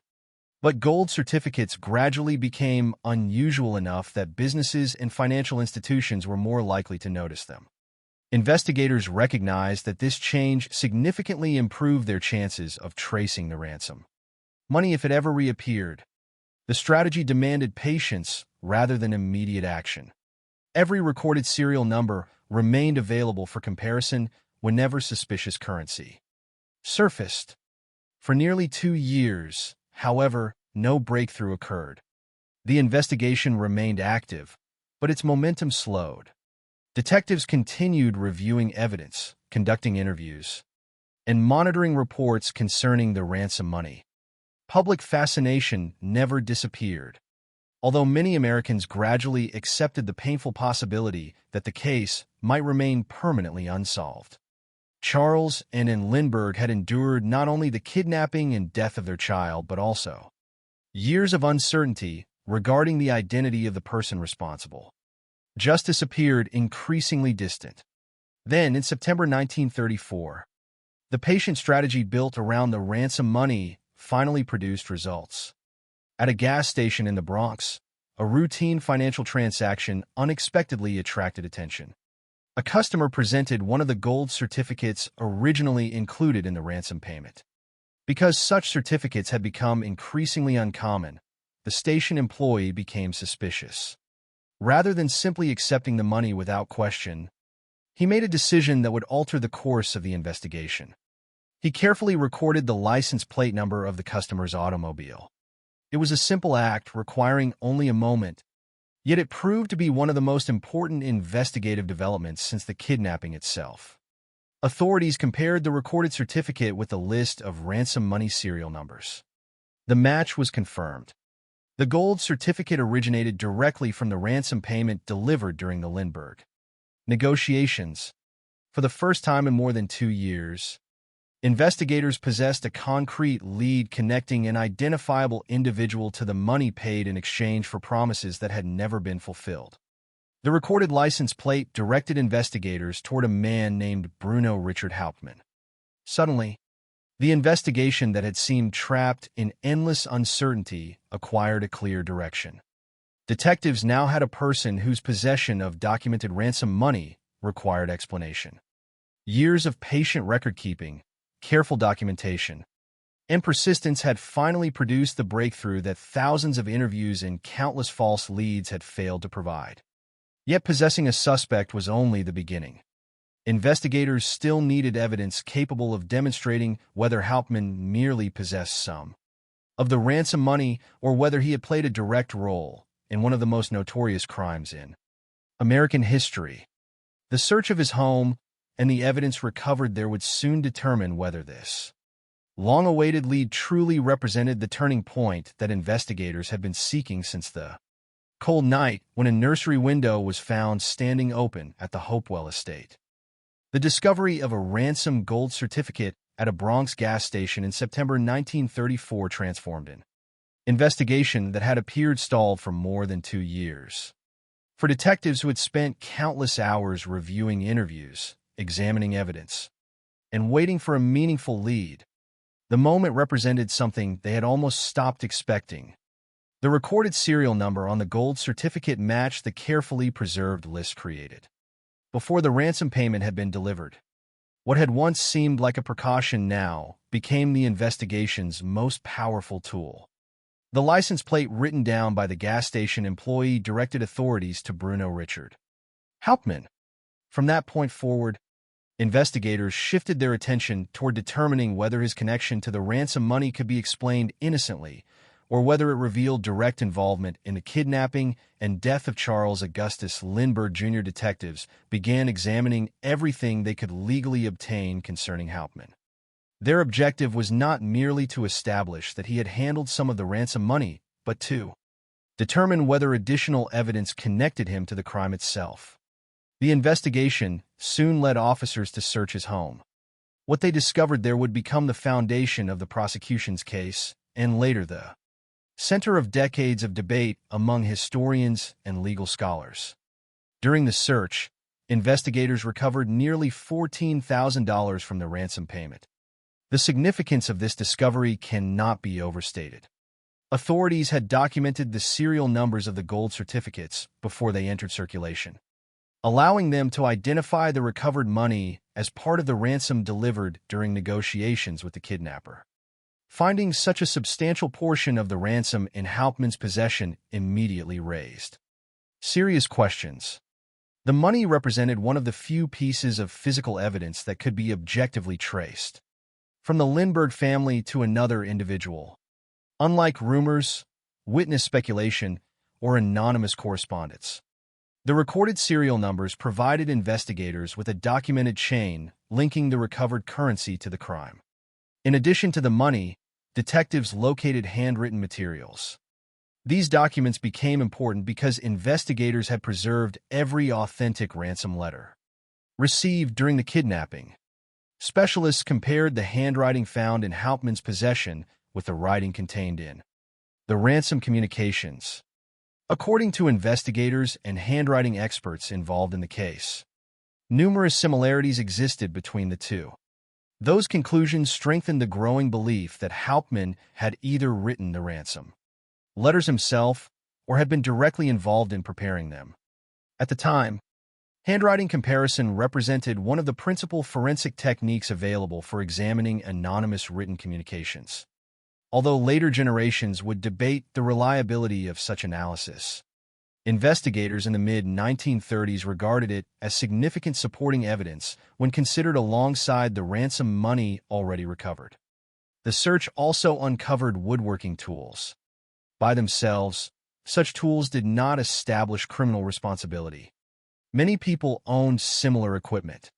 Nevertheless, investigators viewed the discovery as potentially important because the homemade ladder recovered beneath the nursery window had long been considered one of the most distinctive physical exhibits in the case. From the beginning, authorities believed the ladder had been built by someone possessing practical woodworking knowledge. Consequently, the presence of woodworking tools inside Hauptmann's home appeared consistent with the type of craftsmanship observed in the ladder's construction. Detectives therefore examined another feature of the residence that attracted their attention. Investigators reported that a wooden board from the attic had been removed at some point. According to the examination presented during the investigation, this missing attic board possessed characteristics that matched one of the wooden rails used in constructing the homemade ladder found at the Lindbergh estate. The alleged correspondence between the attic lumber and the ladder became one of the prosecution's most important physical arguments. If the ladder had indeed been built using wood taken directly from Hauptmann's home, The evidence would establish a tangible connection between his residence and the instrument believed to have been used during the kidnapping. At the time, investigators regarded this comparison as a major breakthrough. Combined with the ransom money and the handwriting analysis, it appeared to create a pattern pointing toward Hauptmann's involvement. As authorities assembled these pieces of evidence, they also revisited earlier aspects of the investigation. John F. Condon, who had served as intermediary during the ransom negotiations, had met a man identifying himself only as John in a Bronx cemetery. During that encounter, Condon had observed the individual only briefly, but investigators believed his recollections remained potentially valuable. The cemetery meeting had been one of the few occasions when anyone directly associated with the investigation had spoken face-to-face with a person claiming responsibility for the kidnapping. Consequently, Condon's ability to identify that individual became an important issue once Hauptmann entered the investigation. Detectives carefully reviewed every statement previously collected from Condon regarding the meeting, ensuring that his recollections remained consistent before the case proceeded toward trial. Public reaction to these developments was immediate and intense. After more than 2 years without a suspect, newspapers across the United States announced that authorities had finally identified the man believed responsible for the nation's most infamous kidnapping. Readers who had followed every stage of the investigation now encountered reports describing the recovered ransom money, the handwriting comparisons, the woodworking evidence, and the search of Hauptmann's home. For many members of the public, the case appeared solved. The discovery of the documented ransom money alone seemed extraordinarily persuasive. Yet the legal system required more than public opinion. Investigators still needed to present their evidence before a court, where each piece would be examined, challenged, and weighed according to legal standards. Throughout the investigation, Bruno Richard Hauptmann consistently denied any involvement in the kidnapping or murder of Charles Augustus Lindbergh, Jr. He rejected the accusation that he had participated in the crime and offered an explanation for the ransom money found in his possession. According to Hauptmann, the money had been left to him by a deceased friend. This explanation formed the central foundation of his defense.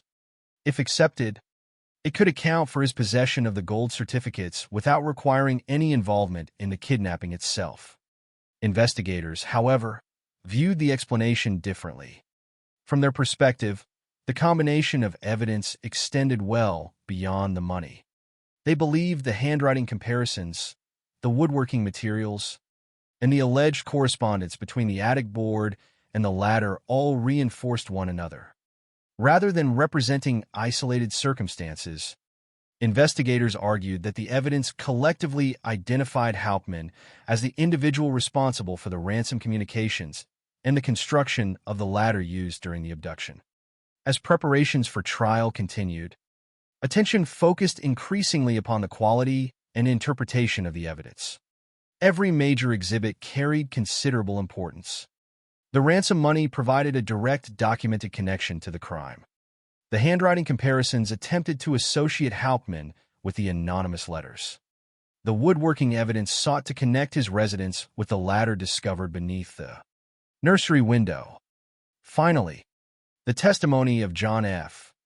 Condon promised to address whether Hauptmann was the same man who had accepted the ransom payment during the secret cemetery meeting in the Bronx. Together, these elements would form the central narrative presented before the jury. Yet even before the trial began, questions already surrounded some aspects of the evidence. Although investigators expressed confidence in their conclusions, later generations would examine many of the same exhibits using evolving forensic standards. The handwriting comparisons, for example, would eventually become the subject of renewed debate regarding the limitations of document examination techniques available during the 1930s. Likewise, the interpretation of the ladder would later receive careful scrutiny from researchers considering whether the physical correspondence demonstrated during the original investigation would satisfy modern evidentiary expectations. Those later discussions, however, belong to the future. At the time, investigators believed they had assembled a compelling case based upon multiple independent lines of evidence rather than any single discovery alone. By the time formal proceedings approached, the Lindbergh kidnapping had already become far more than a criminal investigation. It had become a defining national event involving celebrity, tragedy, media attention, forensic science, and the evolving methods of American law enforcement. Now the focus shifted from investigators to the courtroom. There, every piece of evidence would be presented before a jury, every major witness would testify, and Bruno Richard Hauptmann would face the accusation that he had committed the crime that newspapers had long described as the crime of the century. The outcome of that trial would determine not only his fate, but also how one of America's most notorious criminal cases would be remembered for generations to come. When the trial of Bruno Richard Hauptmann began in 1935, the courtroom in New Jersey became the focal point of one of the most closely watched legal proceedings in American history. For nearly 3 years, the nation had followed every development in the Lindbergh kidnapping case. Millions of people had read newspaper headlines describing the disappearance of Charles Augustus Lindbergh Jr., the desperate ransom negotiations, the heartbreaking discovery of the child's remains, and the long investigation that ultimately led authorities to Hauptmann. Now, for the first time, the evidence would be examined in open court. The proceedings attracted extraordinary public attention. Newspapers from across the United States and around the world sent reporters to cover every stage of the trial. Radio broadcasts carried reports to audiences who followed the testimony day by day.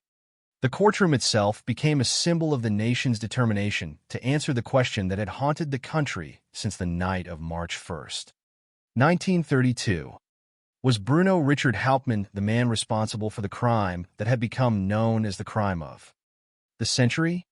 From the opening of the proceedings, prosecutors sought to present a case built upon several interconnected pieces of evidence rather than relying on a single decisive fact. They argued that each element reinforced the others, creating a consistent narrative linking Hauptmann to the kidnapping, the ransom demands, and ultimately the death of Charles Augustus Lindbergh Jr. The first major category of evidence concerned the ransom money itself. Investigators reminded the court that before the ransom had been delivered, authorities had carefully recorded the serial numbers of every gold certificate included in the payment. This decision had proven crucial more than 2 years later when one of those certificates appeared at a gas station in the Bronx. The employee's decision to record the automobile's license plate had directed investigators to Hauptmann. During the search of his home, detectives recovered nearly $14,000 of the recorded ransom money. Prosecutors argued that the presence of such a substantial portion of the ransom payment in Hauptmann's possession could not reasonably be explained as coincidence. The money represented a direct physical connection between the crime and the defendant. The prosecution next turned to the handwritten ransom letters. Throughout the kidnapping, the offender had communicated using notes written in awkward English marked by repeated grammatical and spelling errors. Specialists compared those letters with handwriting samples associated with Hauptmann. According to the experts who testified, the similarities were significant. They concluded that the handwriting displayed characteristics consistent with Hauptmann's writing. During the 1930s, handwriting examination occupied an important place within criminal investigations, particularly in cases involving anonymous documents. Prosecutors therefore presented the handwriting analysis as another independent line of evidence, supporting the conclusion that Hauptmann had prepared the ransom correspondence or had participated directly in its creation. Another important aspect of the prosecution's presentation involved the homemade wooden ladder, discovered beneath the nursery window at the Lindbergh estate. From the earliest days of the investigation, officers had believed the ladder was carefully constructed by someone with woodworking ability. During the search of Hauptmann's home, investigators found woodworking tools and examined lumber stored within the residence. Particular attention focused on a board from the attic that investigators believe had been removed. According to the prosecution's evidence, this missing board corresponded with one of the wooden rails incorporated into the homemade ladder. The alleged match between the attic lumber and the ladder became one of the trial's most discussed exhibits. Prosecutors argued that the correspondence established a physical link between materials from Hauptmann's residence and the instrument believed to have been used during the kidnapping itself. The testimony of John F. Condon formed another important component of the prosecution's case.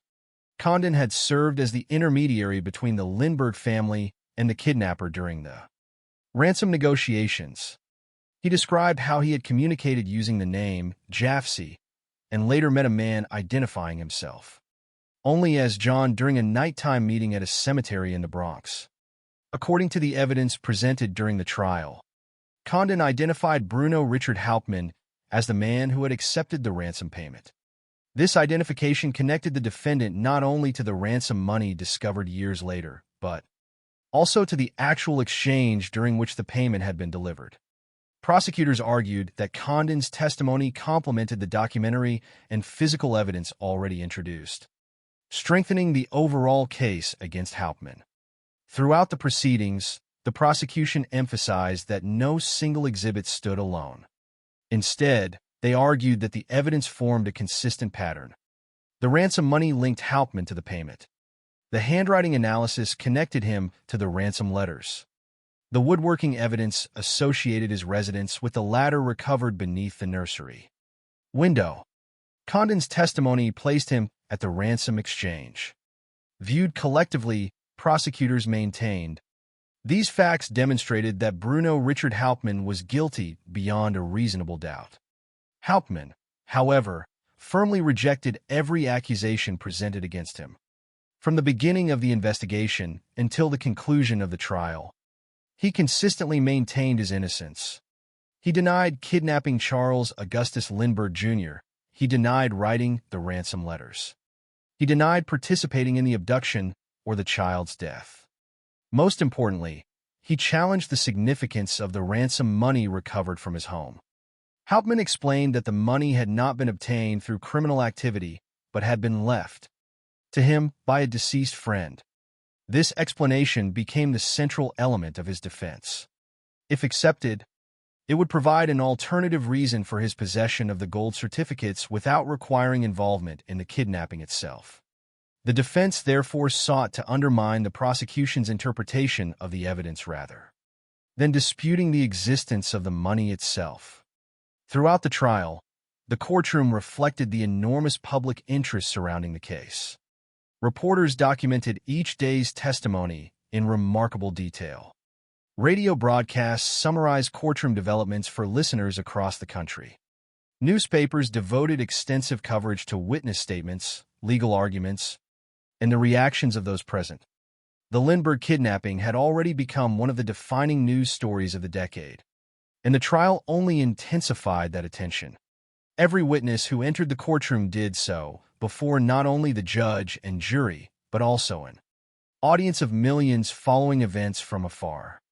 Despite the extraordinary publicity, the jury's responsibility remained unchanged. Jurors were required to examine the evidence presented during the proceedings and determine whether the prosecution had established Hauptmann's guilt according to the law. After hearing testimony concerning the ransom money, the handwriting comparisons, the woodworking evidence, and the identification provided by John F. Condon, the jury reached its decision. Bruno Richard Hauptmann was found guilty. The verdict marked the conclusion of one of the most closely followed criminal trials in American history. Following the conviction, the court imposed the sentence prescribed for the crime. Hauptmann received the death penalty by electrocution.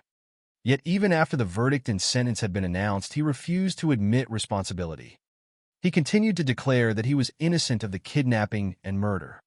His position remained unchanged throughout the remaining legal proceedings and until the final moments before his execution. On April 3, 1936, Bruno Richard Hauptmann was executed in the electric chair. With his death, the legal case reached its formal conclusion.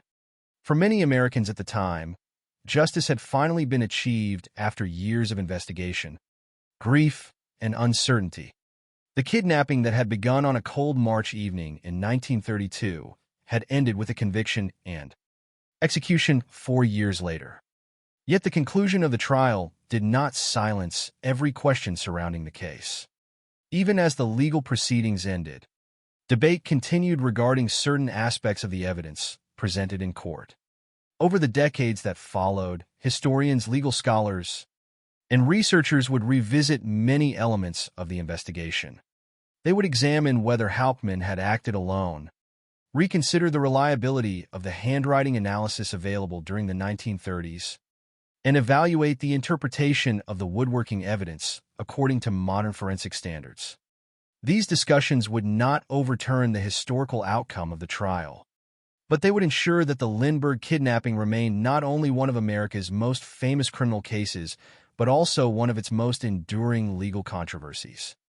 The execution of Bruno Richard Hauptmann on April 3, 1936, brought the legal proceedings surrounding the Lindbergh kidnapping to their official conclusion. But it did not bring an end to the discussion.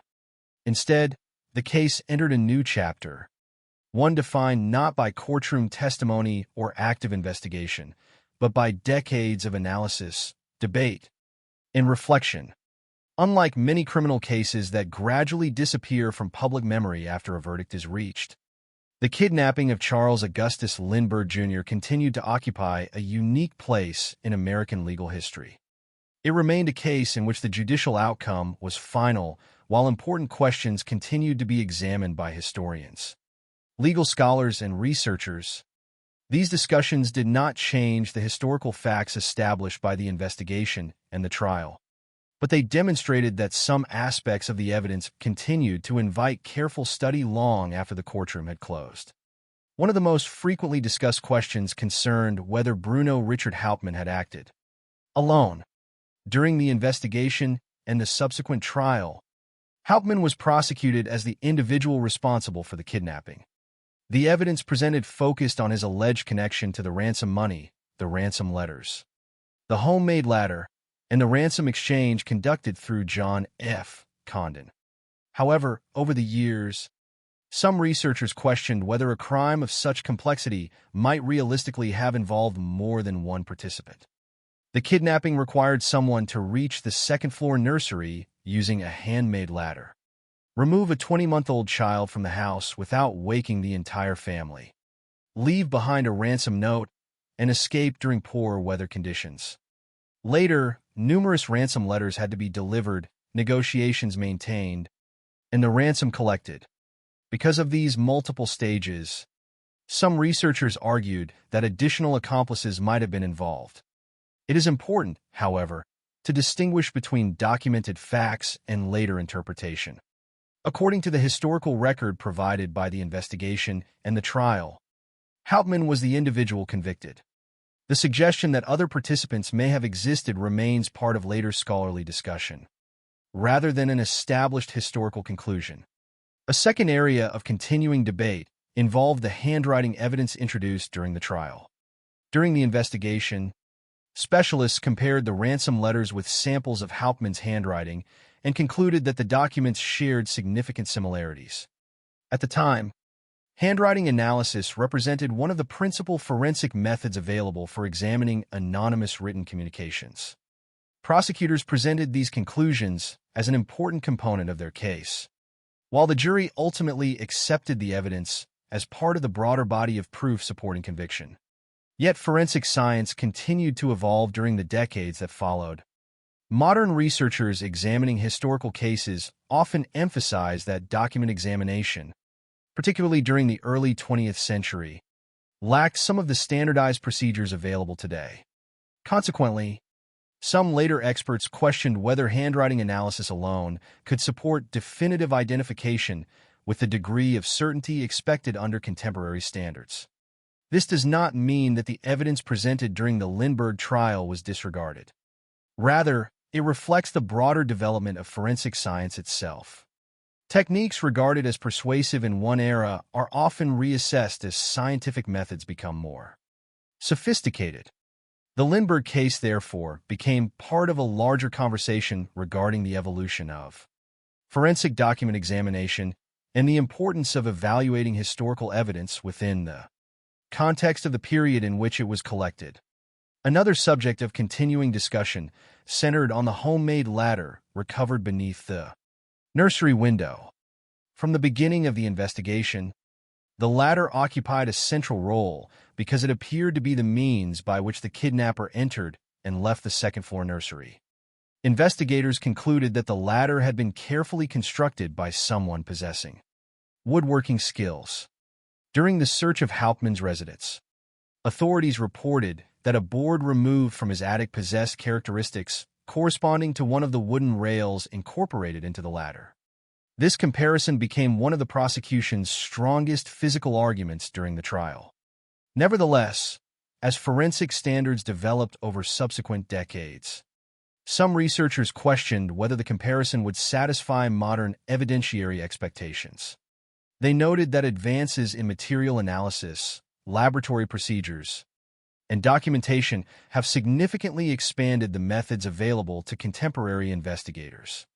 Once again, these later discussions did not erase the conclusions reached during the original investigation, but they encouraged historians to examine how forensic techniques have changed over time and how those changes influence the interpretation of historical criminal cases. Perhaps the most emotionally difficult question surrounding the Lindbergh kidnapping has always concerned the death of Charles Augustus Lindbergh Jr. Despite extensive investigation, no one has ever been able to determine with complete certainty exactly how the child died. The medical examination concluded that the fatal injuries likely occurred on or shortly after the night of the kidnapping. Investigators considered several possibilities supported by the available evidence. One theory suggested that the child may have fallen from the homemade ladder during the escape, resulting in the fatal head injury. Another possibility was that he suffered a deliberate blow to the head because of the condition of the remains when they were discovered more than 2 months later. Investigators could not determine which explanation accurately described the events. This uncertainty has remained one of the case's most enduring mysteries. It also shaped later interpretations of the ransom negotiations. If the child died accidentally during the kidnapping itself, then every ransom letter sent afterward represented an attempt to obtain money despite knowing that the victim could never be returned alive. If, on the other hand, the fatal injury occurred later, the chronology of the crime would be different. The available evidence, however, has never allowed investigators or historians to establish the precise sequence beyond the conclusions reached during the original investigation. While these debates continued among scholars, the historical impact of the Lindbergh kidnapping extended far beyond the courtroom. One of the most significant consequences was legislative. The case demonstrated the difficulties created when kidnapping investigations crossed jurisdictional boundaries. At the time of the crime, federal authority over kidnapping cases remained limited because existing law did not automatically grant nationwide investigative jurisdiction. The enormous public attention surrounding the Lindbergh case contributed directly to the passage of the Federal Kidnapping Act, widely known as the Lindbergh Law. This legislation expanded federal authority in kidnapping investigations involving movement across state lines, fundamentally changing how such crimes could be investigated in the United States. The law represented one of the most important institutional legacies of the case, ensuring that future investigations could benefit from broader federal involvement when jurisdiction extended beyond a single state. The investigation also illustrated several developments in criminal investigation that would influence future cases. The careful recording of ransom money serial numbers proved decisive when investigators eventually traced part of the payment to Bruno Richard Hauptmann. That strategy demonstrated the value of systematic financial documentation in major investigations. Likewise, the extensive use of handwriting examination and material comparison reflected the growing importance of forensic evidence within criminal prosecutions during the early 20th century. Although those techniques would later evolve, their prominent role in the Lindbergh investigation encouraged continued investment in forensic science and investigative methodology. Another lasting consequence involved the relationship between criminal investigations and the media. The Lindbergh kidnapping became one of the first American criminal cases to receive sustained nationwide coverage over many months. Newspapers followed every development, Radio broadcasts reported investigative progress and courtroom testimony. Public interest remained extraordinary from the night of the kidnapping through the trial and execution. This unprecedented level of attention demonstrated both the advantages and the challenges of intense media coverage. Public awareness generated valuable information and widespread cooperation. Yet it also produced rumors, false confessions, fabricated ransom letters, and enormous pressure upon investigators and the judicial process. Later generations would frequently look back at the Lindbergh case when discussing the influence of media attention on high-profile criminal proceedings. Today, nearly a century after the events of 1932, the Lindbergh kidnapping continues to occupy a distinctive place in American history. It is remembered not only because the victim was the son of one of the nation's greatest aviation heroes, but also because the case reshaped criminal investigation, influenced federal legislation, demonstrated the growing importance of forensic evidence, and raised enduring questions about the administration of justice. Although the courts reached their verdict and Bruno Richard Hauptmann was executed, the historical conversation never truly ended. Instead, the case became an enduring reminder that some criminal investigations leave behind not only legal conclusions, but also questions that continue to be examined by each new generation. At the center of every discussion, however, remains the same undeniable tragedy that first shocked the nation in March 1932. The loss of a 20-month-old child whose disappearance transformed American criminal justice and forever altered the lives of everyone touched by the case.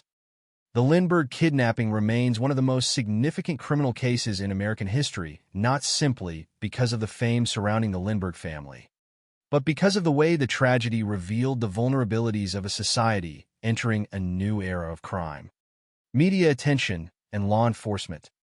Nearly a century after the events of 1932, the case continues to be examined because it represented a turning point. It was a crime that involved a victim known across the nation, an investigation that stretched across jurisdictions, a trial watched by millions, and a series of legal and forensic developments that influenced how future crimes would be investigated. Yet beneath the headlines, courtroom arguments, and historical debates, the foundation of the case remains the same: the disappearance and death of a young child whose life was taken before he had the opportunity to grow up. Charles Augustus Lindbergh Jr. was only 20 months old when he was removed from his home on the night of March 1st, 1932. He was not a public figure because of anything he had done. He was known only because he was the son of Charles Lindbergh, the celebrated aviator whose achievement in 1927 had made him one of the most recognizable people in the world. The child's fame was inherited, not chosen. This distinction became important when considering the human impact of the crime. The investigation involved national attention and historical consequences, but at its center was always a family suffering an unimaginable loss. Charles and Anne Lindbergh had attempted to create a private environment for their child away from the constant attention of the public. They built their home in Hopewell, New Jersey, hoping that distance and isolation would provide safety. Yet the very privacy they sought could not protect them from the crime that occurred when a stranger entered their home and took their child from his nursery. The emotional consequences of the kidnapping extended far beyond the initial investigation. The Lindbergh family endured weeks of uncertainty while ransom negotiations continued. They were forced to make impossible decisions under extraordinary pressure. Every communication from the kidnapper brought both hope and fear. The possibility that their son might still be alive encouraged cooperation, but the lack of independent proof created constant anxiety. The eventual discovery of the child's remains transformed that uncertainty into permanent grief. For the family, the case did not end with the conviction of Bruno Richard Hauptmann. A verdict could establish legal responsibility, but it could never restore what had been lost. The public response to the kidnapping also demonstrated the unique position Charles Lindbergh held in American society, because he had become a national hero after his historic flight across the Atlantic. His family's tragedy was immediately treated as a national event. Millions followed the investigation as though it were happening within their own communities. Newspapers devoted extensive coverage to every development. Radio broadcasts brought updates into homes across the country. The public became emotionally invested in the search for the missing child and later in the pursuit of justice. However, this extraordinary attention created complications as well. The investigation received an enormous amount of information, but not all of it was useful. False reports, fraudulent ransom demands, and false confessions created additional challenges for investigators who were already facing one of the most difficult criminal cases of the era. The Lindbergh investigation demonstrated that public attention could be both a valuable resource and a significant obstacle. The involvement of thousands of citizens showed the willingness of the public to assist law enforcement. But the flood of unreliable information also showed the dangers of an uncontrolled flow of speculation. The investigation also represented an important stage in the development of American law enforcement. Before the Lindbergh kidnapping, many criminal investigations remained primarily local or state-level matters. The difficulty of investigating a crime involving multiple locations highlighted the limitations of existing legal authority. The passage of the Federal Kidnapping Act after the case became one of its most important consequences. By expanding federal authority in kidnapping cases involving movement across state lines, the legislation changed the relationship between local, state, and federal agencies. The Lindbergh case therefore influenced not only the investigation of one crime, but also the structure of future criminal investigations throughout the country. The use of financial tracking methods during the case also became an important example of investigative planning. The decision to record the serial numbers of the gold certificates before the ransom payment was delivered demonstrated the value of anticipating future investigative needs. At the time, the immediate goal was simply to preserve any possibility of tracing the money if the ransom was recovered. More than 2 years later, that decision provided investigators with the breakthrough that led them to Bruno Richard Hauptmann. The discovery of the ransom certificate at the Bronx gas station showed that small details preserved during the early stages of an investigation could eventually become decisive evidence. This principle continues to influence modern criminal investigations, where careful documentation and evidence preservation remain fundamental. The trial of Bruno Richard Hauptmann also became an important moment in the history of American criminal justice. The proceedings attracted worldwide attention and demonstrated how public interest could influence perceptions of guilt, innocence, and fairness. The prosecution presented a case based upon several major pieces of evidence: the recovered ransom money, handwriting comparisons, the alleged connection between the latter materials and Hauptmann's home, and John F. Condon's identification. Hauptmann maintained his innocence until his execution, arguing that the money found in his possession had come from another source. The jury ultimately accepted the prosecution's argument and found him guilty. Yet the trial's legacy remains complex because later generations continued examining the reliability and interpretation of some evidence presented during the proceedings. The continuing discussion surrounding the case reflects a broader truth about historical criminal investigations. A verdict may close a legal process, but it does not always end historical analysis. New generations examine old cases through changing standards of science, law, and evidence evaluation. In the Lindbergh case, debates over handwriting analysis, material comparison, and the possibility of additional participants demonstrate how historical cases can continue to raise questions long after the individuals involved are gone. These debates do not erase the official outcome, but they contribute to a deeper understanding of how investigations and trials function within their own historical context. Perhaps the most lasting lesson of the Lindbergh kidnapping is the importance of remembering the victim beyond the crime itself. Over time, public discussion has often focused on the investigation, the suspect, the evidence, and the controversy. Yet the beginning and the end of the story are defined by a child who was taken from his home and never returned.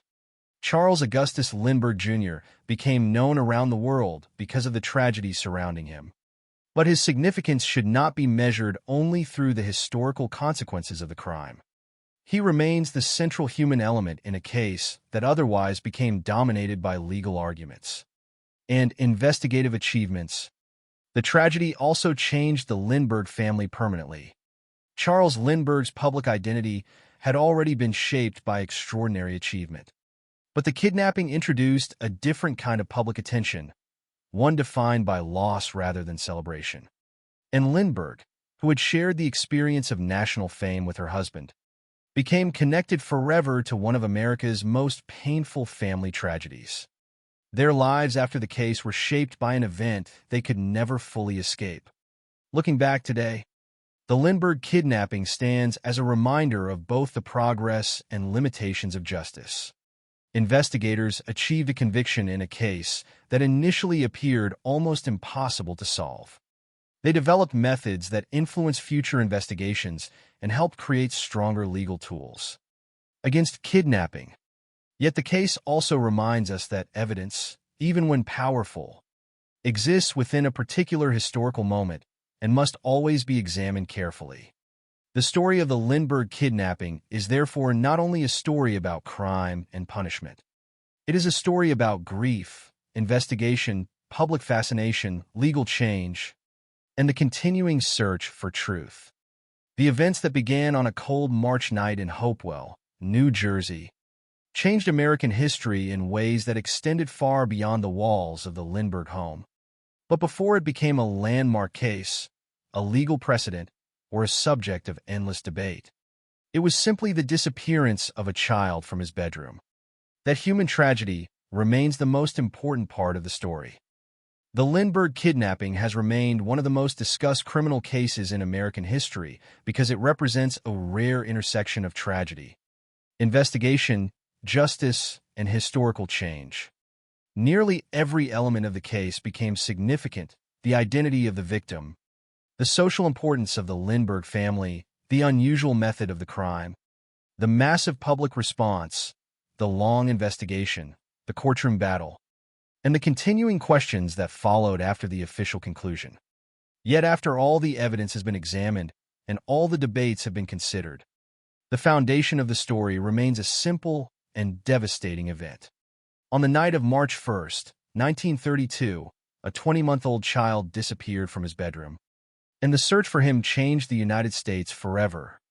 The crime began in a quiet residential area near Hopewell, New Jersey, far away from the crowded streets and constant attention that surrounded Charles Lindbergh's public life. The Lindbergh family had chosen the location because they wanted privacy. After years of worldwide recognition following Charles Lindbergh's historic Atlantic flight, the family understood that complete anonymity was impossible. Their son, Charles Augustus Lindbergh Jr., had become known throughout the country almost from the moment he was born. Newspapers described him as one of the most famous children in America. His parents attempted to protect him by creating a more isolated home environment, but that isolation ultimately became the setting for one of the most shocking crimes of the 20th century. The events of that evening revealed how vulnerable even the most famous families could be. The child's disappearance was discovered when the nursery was found empty. The open window, the abandoned ladder outside, the muddy footprints, and the ransom note left behind immediately indicated that the child had been taken intentionally. The first ransom message established the basic pattern that would define the investigation: a demand for money, a warning against involving authorities, and a mysterious symbol used as a signature. That symbol, appearing on later communications, became one of the most recognizable features of the case. In the days and weeks that followed, the Lindbergh home became the center of a national investigation. Law enforcement officials, government agencies, journalists, and members of the public became involved. The scale of the response reflected not only the identity of the victim's father, but also the emotional impact of the crime itself. Americans followed the case closely because it represented a terrifying possibility that a child could be taken from his own home despite every attempt at protection. The investigation soon became a race against time. The family entered negotiations with the kidnapper, hoping that cooperation would lead to the safe return of their son. John F. Condon, a retired teacher who became known publicly as Jaffe, played a crucial role as an intermediary. Through him, communication continued with the person claiming responsibility for the kidnapping. The ransom amount increased, eventually reaching $70,000. The exchange process led to the famous meeting in a Bronx cemetery, where Condon encountered a man who identified himself as John. During that meeting, the man claimed the child was alive and promised information regarding his location. The ransom payment was delivered, but the promised reunion never occurred. The investigation then faced its most painful turning point. The discovery of Charles Augustus Lindbergh Jr.'s remains approximately 72 days after the kidnapping confirmed what the family and investigators had feared most. The child was dead. The location of the remains, only several kilometers from the Lindbergh home, created a devastating realization that the answer had been closer than anyone expected. The examination of the remains suggested that the child had died shortly after the kidnapping. Investigators concluded that the death likely resulted from severe head trauma, though they could not determine with absolute certainty whether it came from an accidental fall from the ladder or another cause. This uncertainty became one of the enduring mysteries of the case. The tragedy transformed the nature of the investigation. It was no longer a kidnapping case centered on rescue. It became a murder investigation focused on identifying the person responsible. However, despite enormous effort, investigators struggled to find a suspect. More than 40,000 people were questioned. Thousands of leads were examined. Hundreds of false confessions and fraudulent claims appeared. The attention surrounding the case created both opportunities and difficulties. The public provided information, but the volume of unreliable reports made the investigation more complicated. For more than 2 years, the identity of the offender remained unknown. The breakthrough eventually came through one of the most carefully preserved pieces of evidence from the original investigation: the ransom money. Before the payment had been delivered, authorities recorded the serial numbers of the gold certificates. This decision later became crucial because the certificates became unusual after the government stopped circulating them. In September 1934, a gas station employee in the Bronx noticed one of these certificates and became suspicious. He recorded the license plate number of the vehicle belonging to the person who used it. That simple observation connected investigators to Bruno Richard Hauptmann. When authorities searched Hauptmann's home, they discovered nearly $14,000 in ransom money, along with other evidence that investigators believed connected him to the crime. The discovery changed the investigation completely. After years of uncertainty, authorities finally had a suspect. The prosecution's case against Hauptmann was built around several major pieces of evidence. The recovered ransom money provided the strongest direct connection. Investigators also presented handwriting analysis linking Hauptmann to the ransom letters. The wooden ladder became another central exhibit, with prosecutors arguing that materials from Hauptmann's home corresponded with parts of the ladder used during the kidnapping. John F. Condon's identification of Hauptmann as the man he had met during the ransom exchange provided another important connection. Together, these elements formed the foundation of the prosecution's argument that Hauptmann was responsible for the kidnapping and murder of Charles Augustus Lindbergh Jr. Hauptmann. However, maintained his innocence throughout the investigation and trial. He argued that the ransom money found in his possession came from another source and denied any involvement in the crime. His defense challenged the interpretation of the evidence and attempted to provide alternative explanations for the circumstances surrounding his arrest. Despite these arguments, the jury found him guilty in 1935. He was sentenced to death and executed on April 3, 1936. Until his final moments, Hauptmann continued to insist that he had not committed the crime. The execution ended the legal process, but it did not end the discussion. Over the decades that followed, researchers continued examining the case. Questions remained regarding whether Hauptmann acted alone, whether the handwriting evidence was as reliable as originally believed, and whether the latter evidence would meet modern forensic standards. These debates demonstrate the complicated relationship between historical evidence and evolving scientific methods. A case may be legally concluded, yet still remain open to historical examination. The legacy of the Lindbergh kidnapping extends beyond the conviction of one man. The case directly influenced American law through the creation of the Federal Kidnapping Act, which expanded federal authority in kidnapping investigations. It also demonstrated the importance of preserving evidence, tracking financial records, and using forensic methods in criminal investigations. The investigation showed how modern law enforcement could adapt to complex crimes involving multiple jurisdictions and national attention. It also revealed the challenges created when media coverage becomes deeply connected to a criminal case. The Lindbergh kidnapping became one of the earliest examples of a crime receiving continuous nationwide coverage. Public interest helped maintain pressure to solve the case, but it also produced rumors, misinformation, and intense scrutiny of every decision made by investigators and prosecutors. The case became a lesson in both the power and the risks of public involvement in criminal investigations. Today, the name Lindbergh kidnapping continues to represent more than a single crime. It represents a moment when American society confronted questions about safety, justice, evidence, and the role of law enforcement in an increasingly connected world. The case changed legal procedures, influenced investigative techniques, and became a permanent part of criminal history. But the most important element of the story remains the child whose disappearance began everything. Charles Augustus Lindbergh Jr. was only 20 months old when he was taken from his home. He became known worldwide because of a tragedy he never caused and never understood. Behind the headlines, the courtroom arguments, and the historical debates was a family that lost a child and a nation that witnessed one of its most painful crimes. The Lindbergh kidnapping endures because it contains both the complexity of a major criminal investigation and the simplicity of a human tragedy.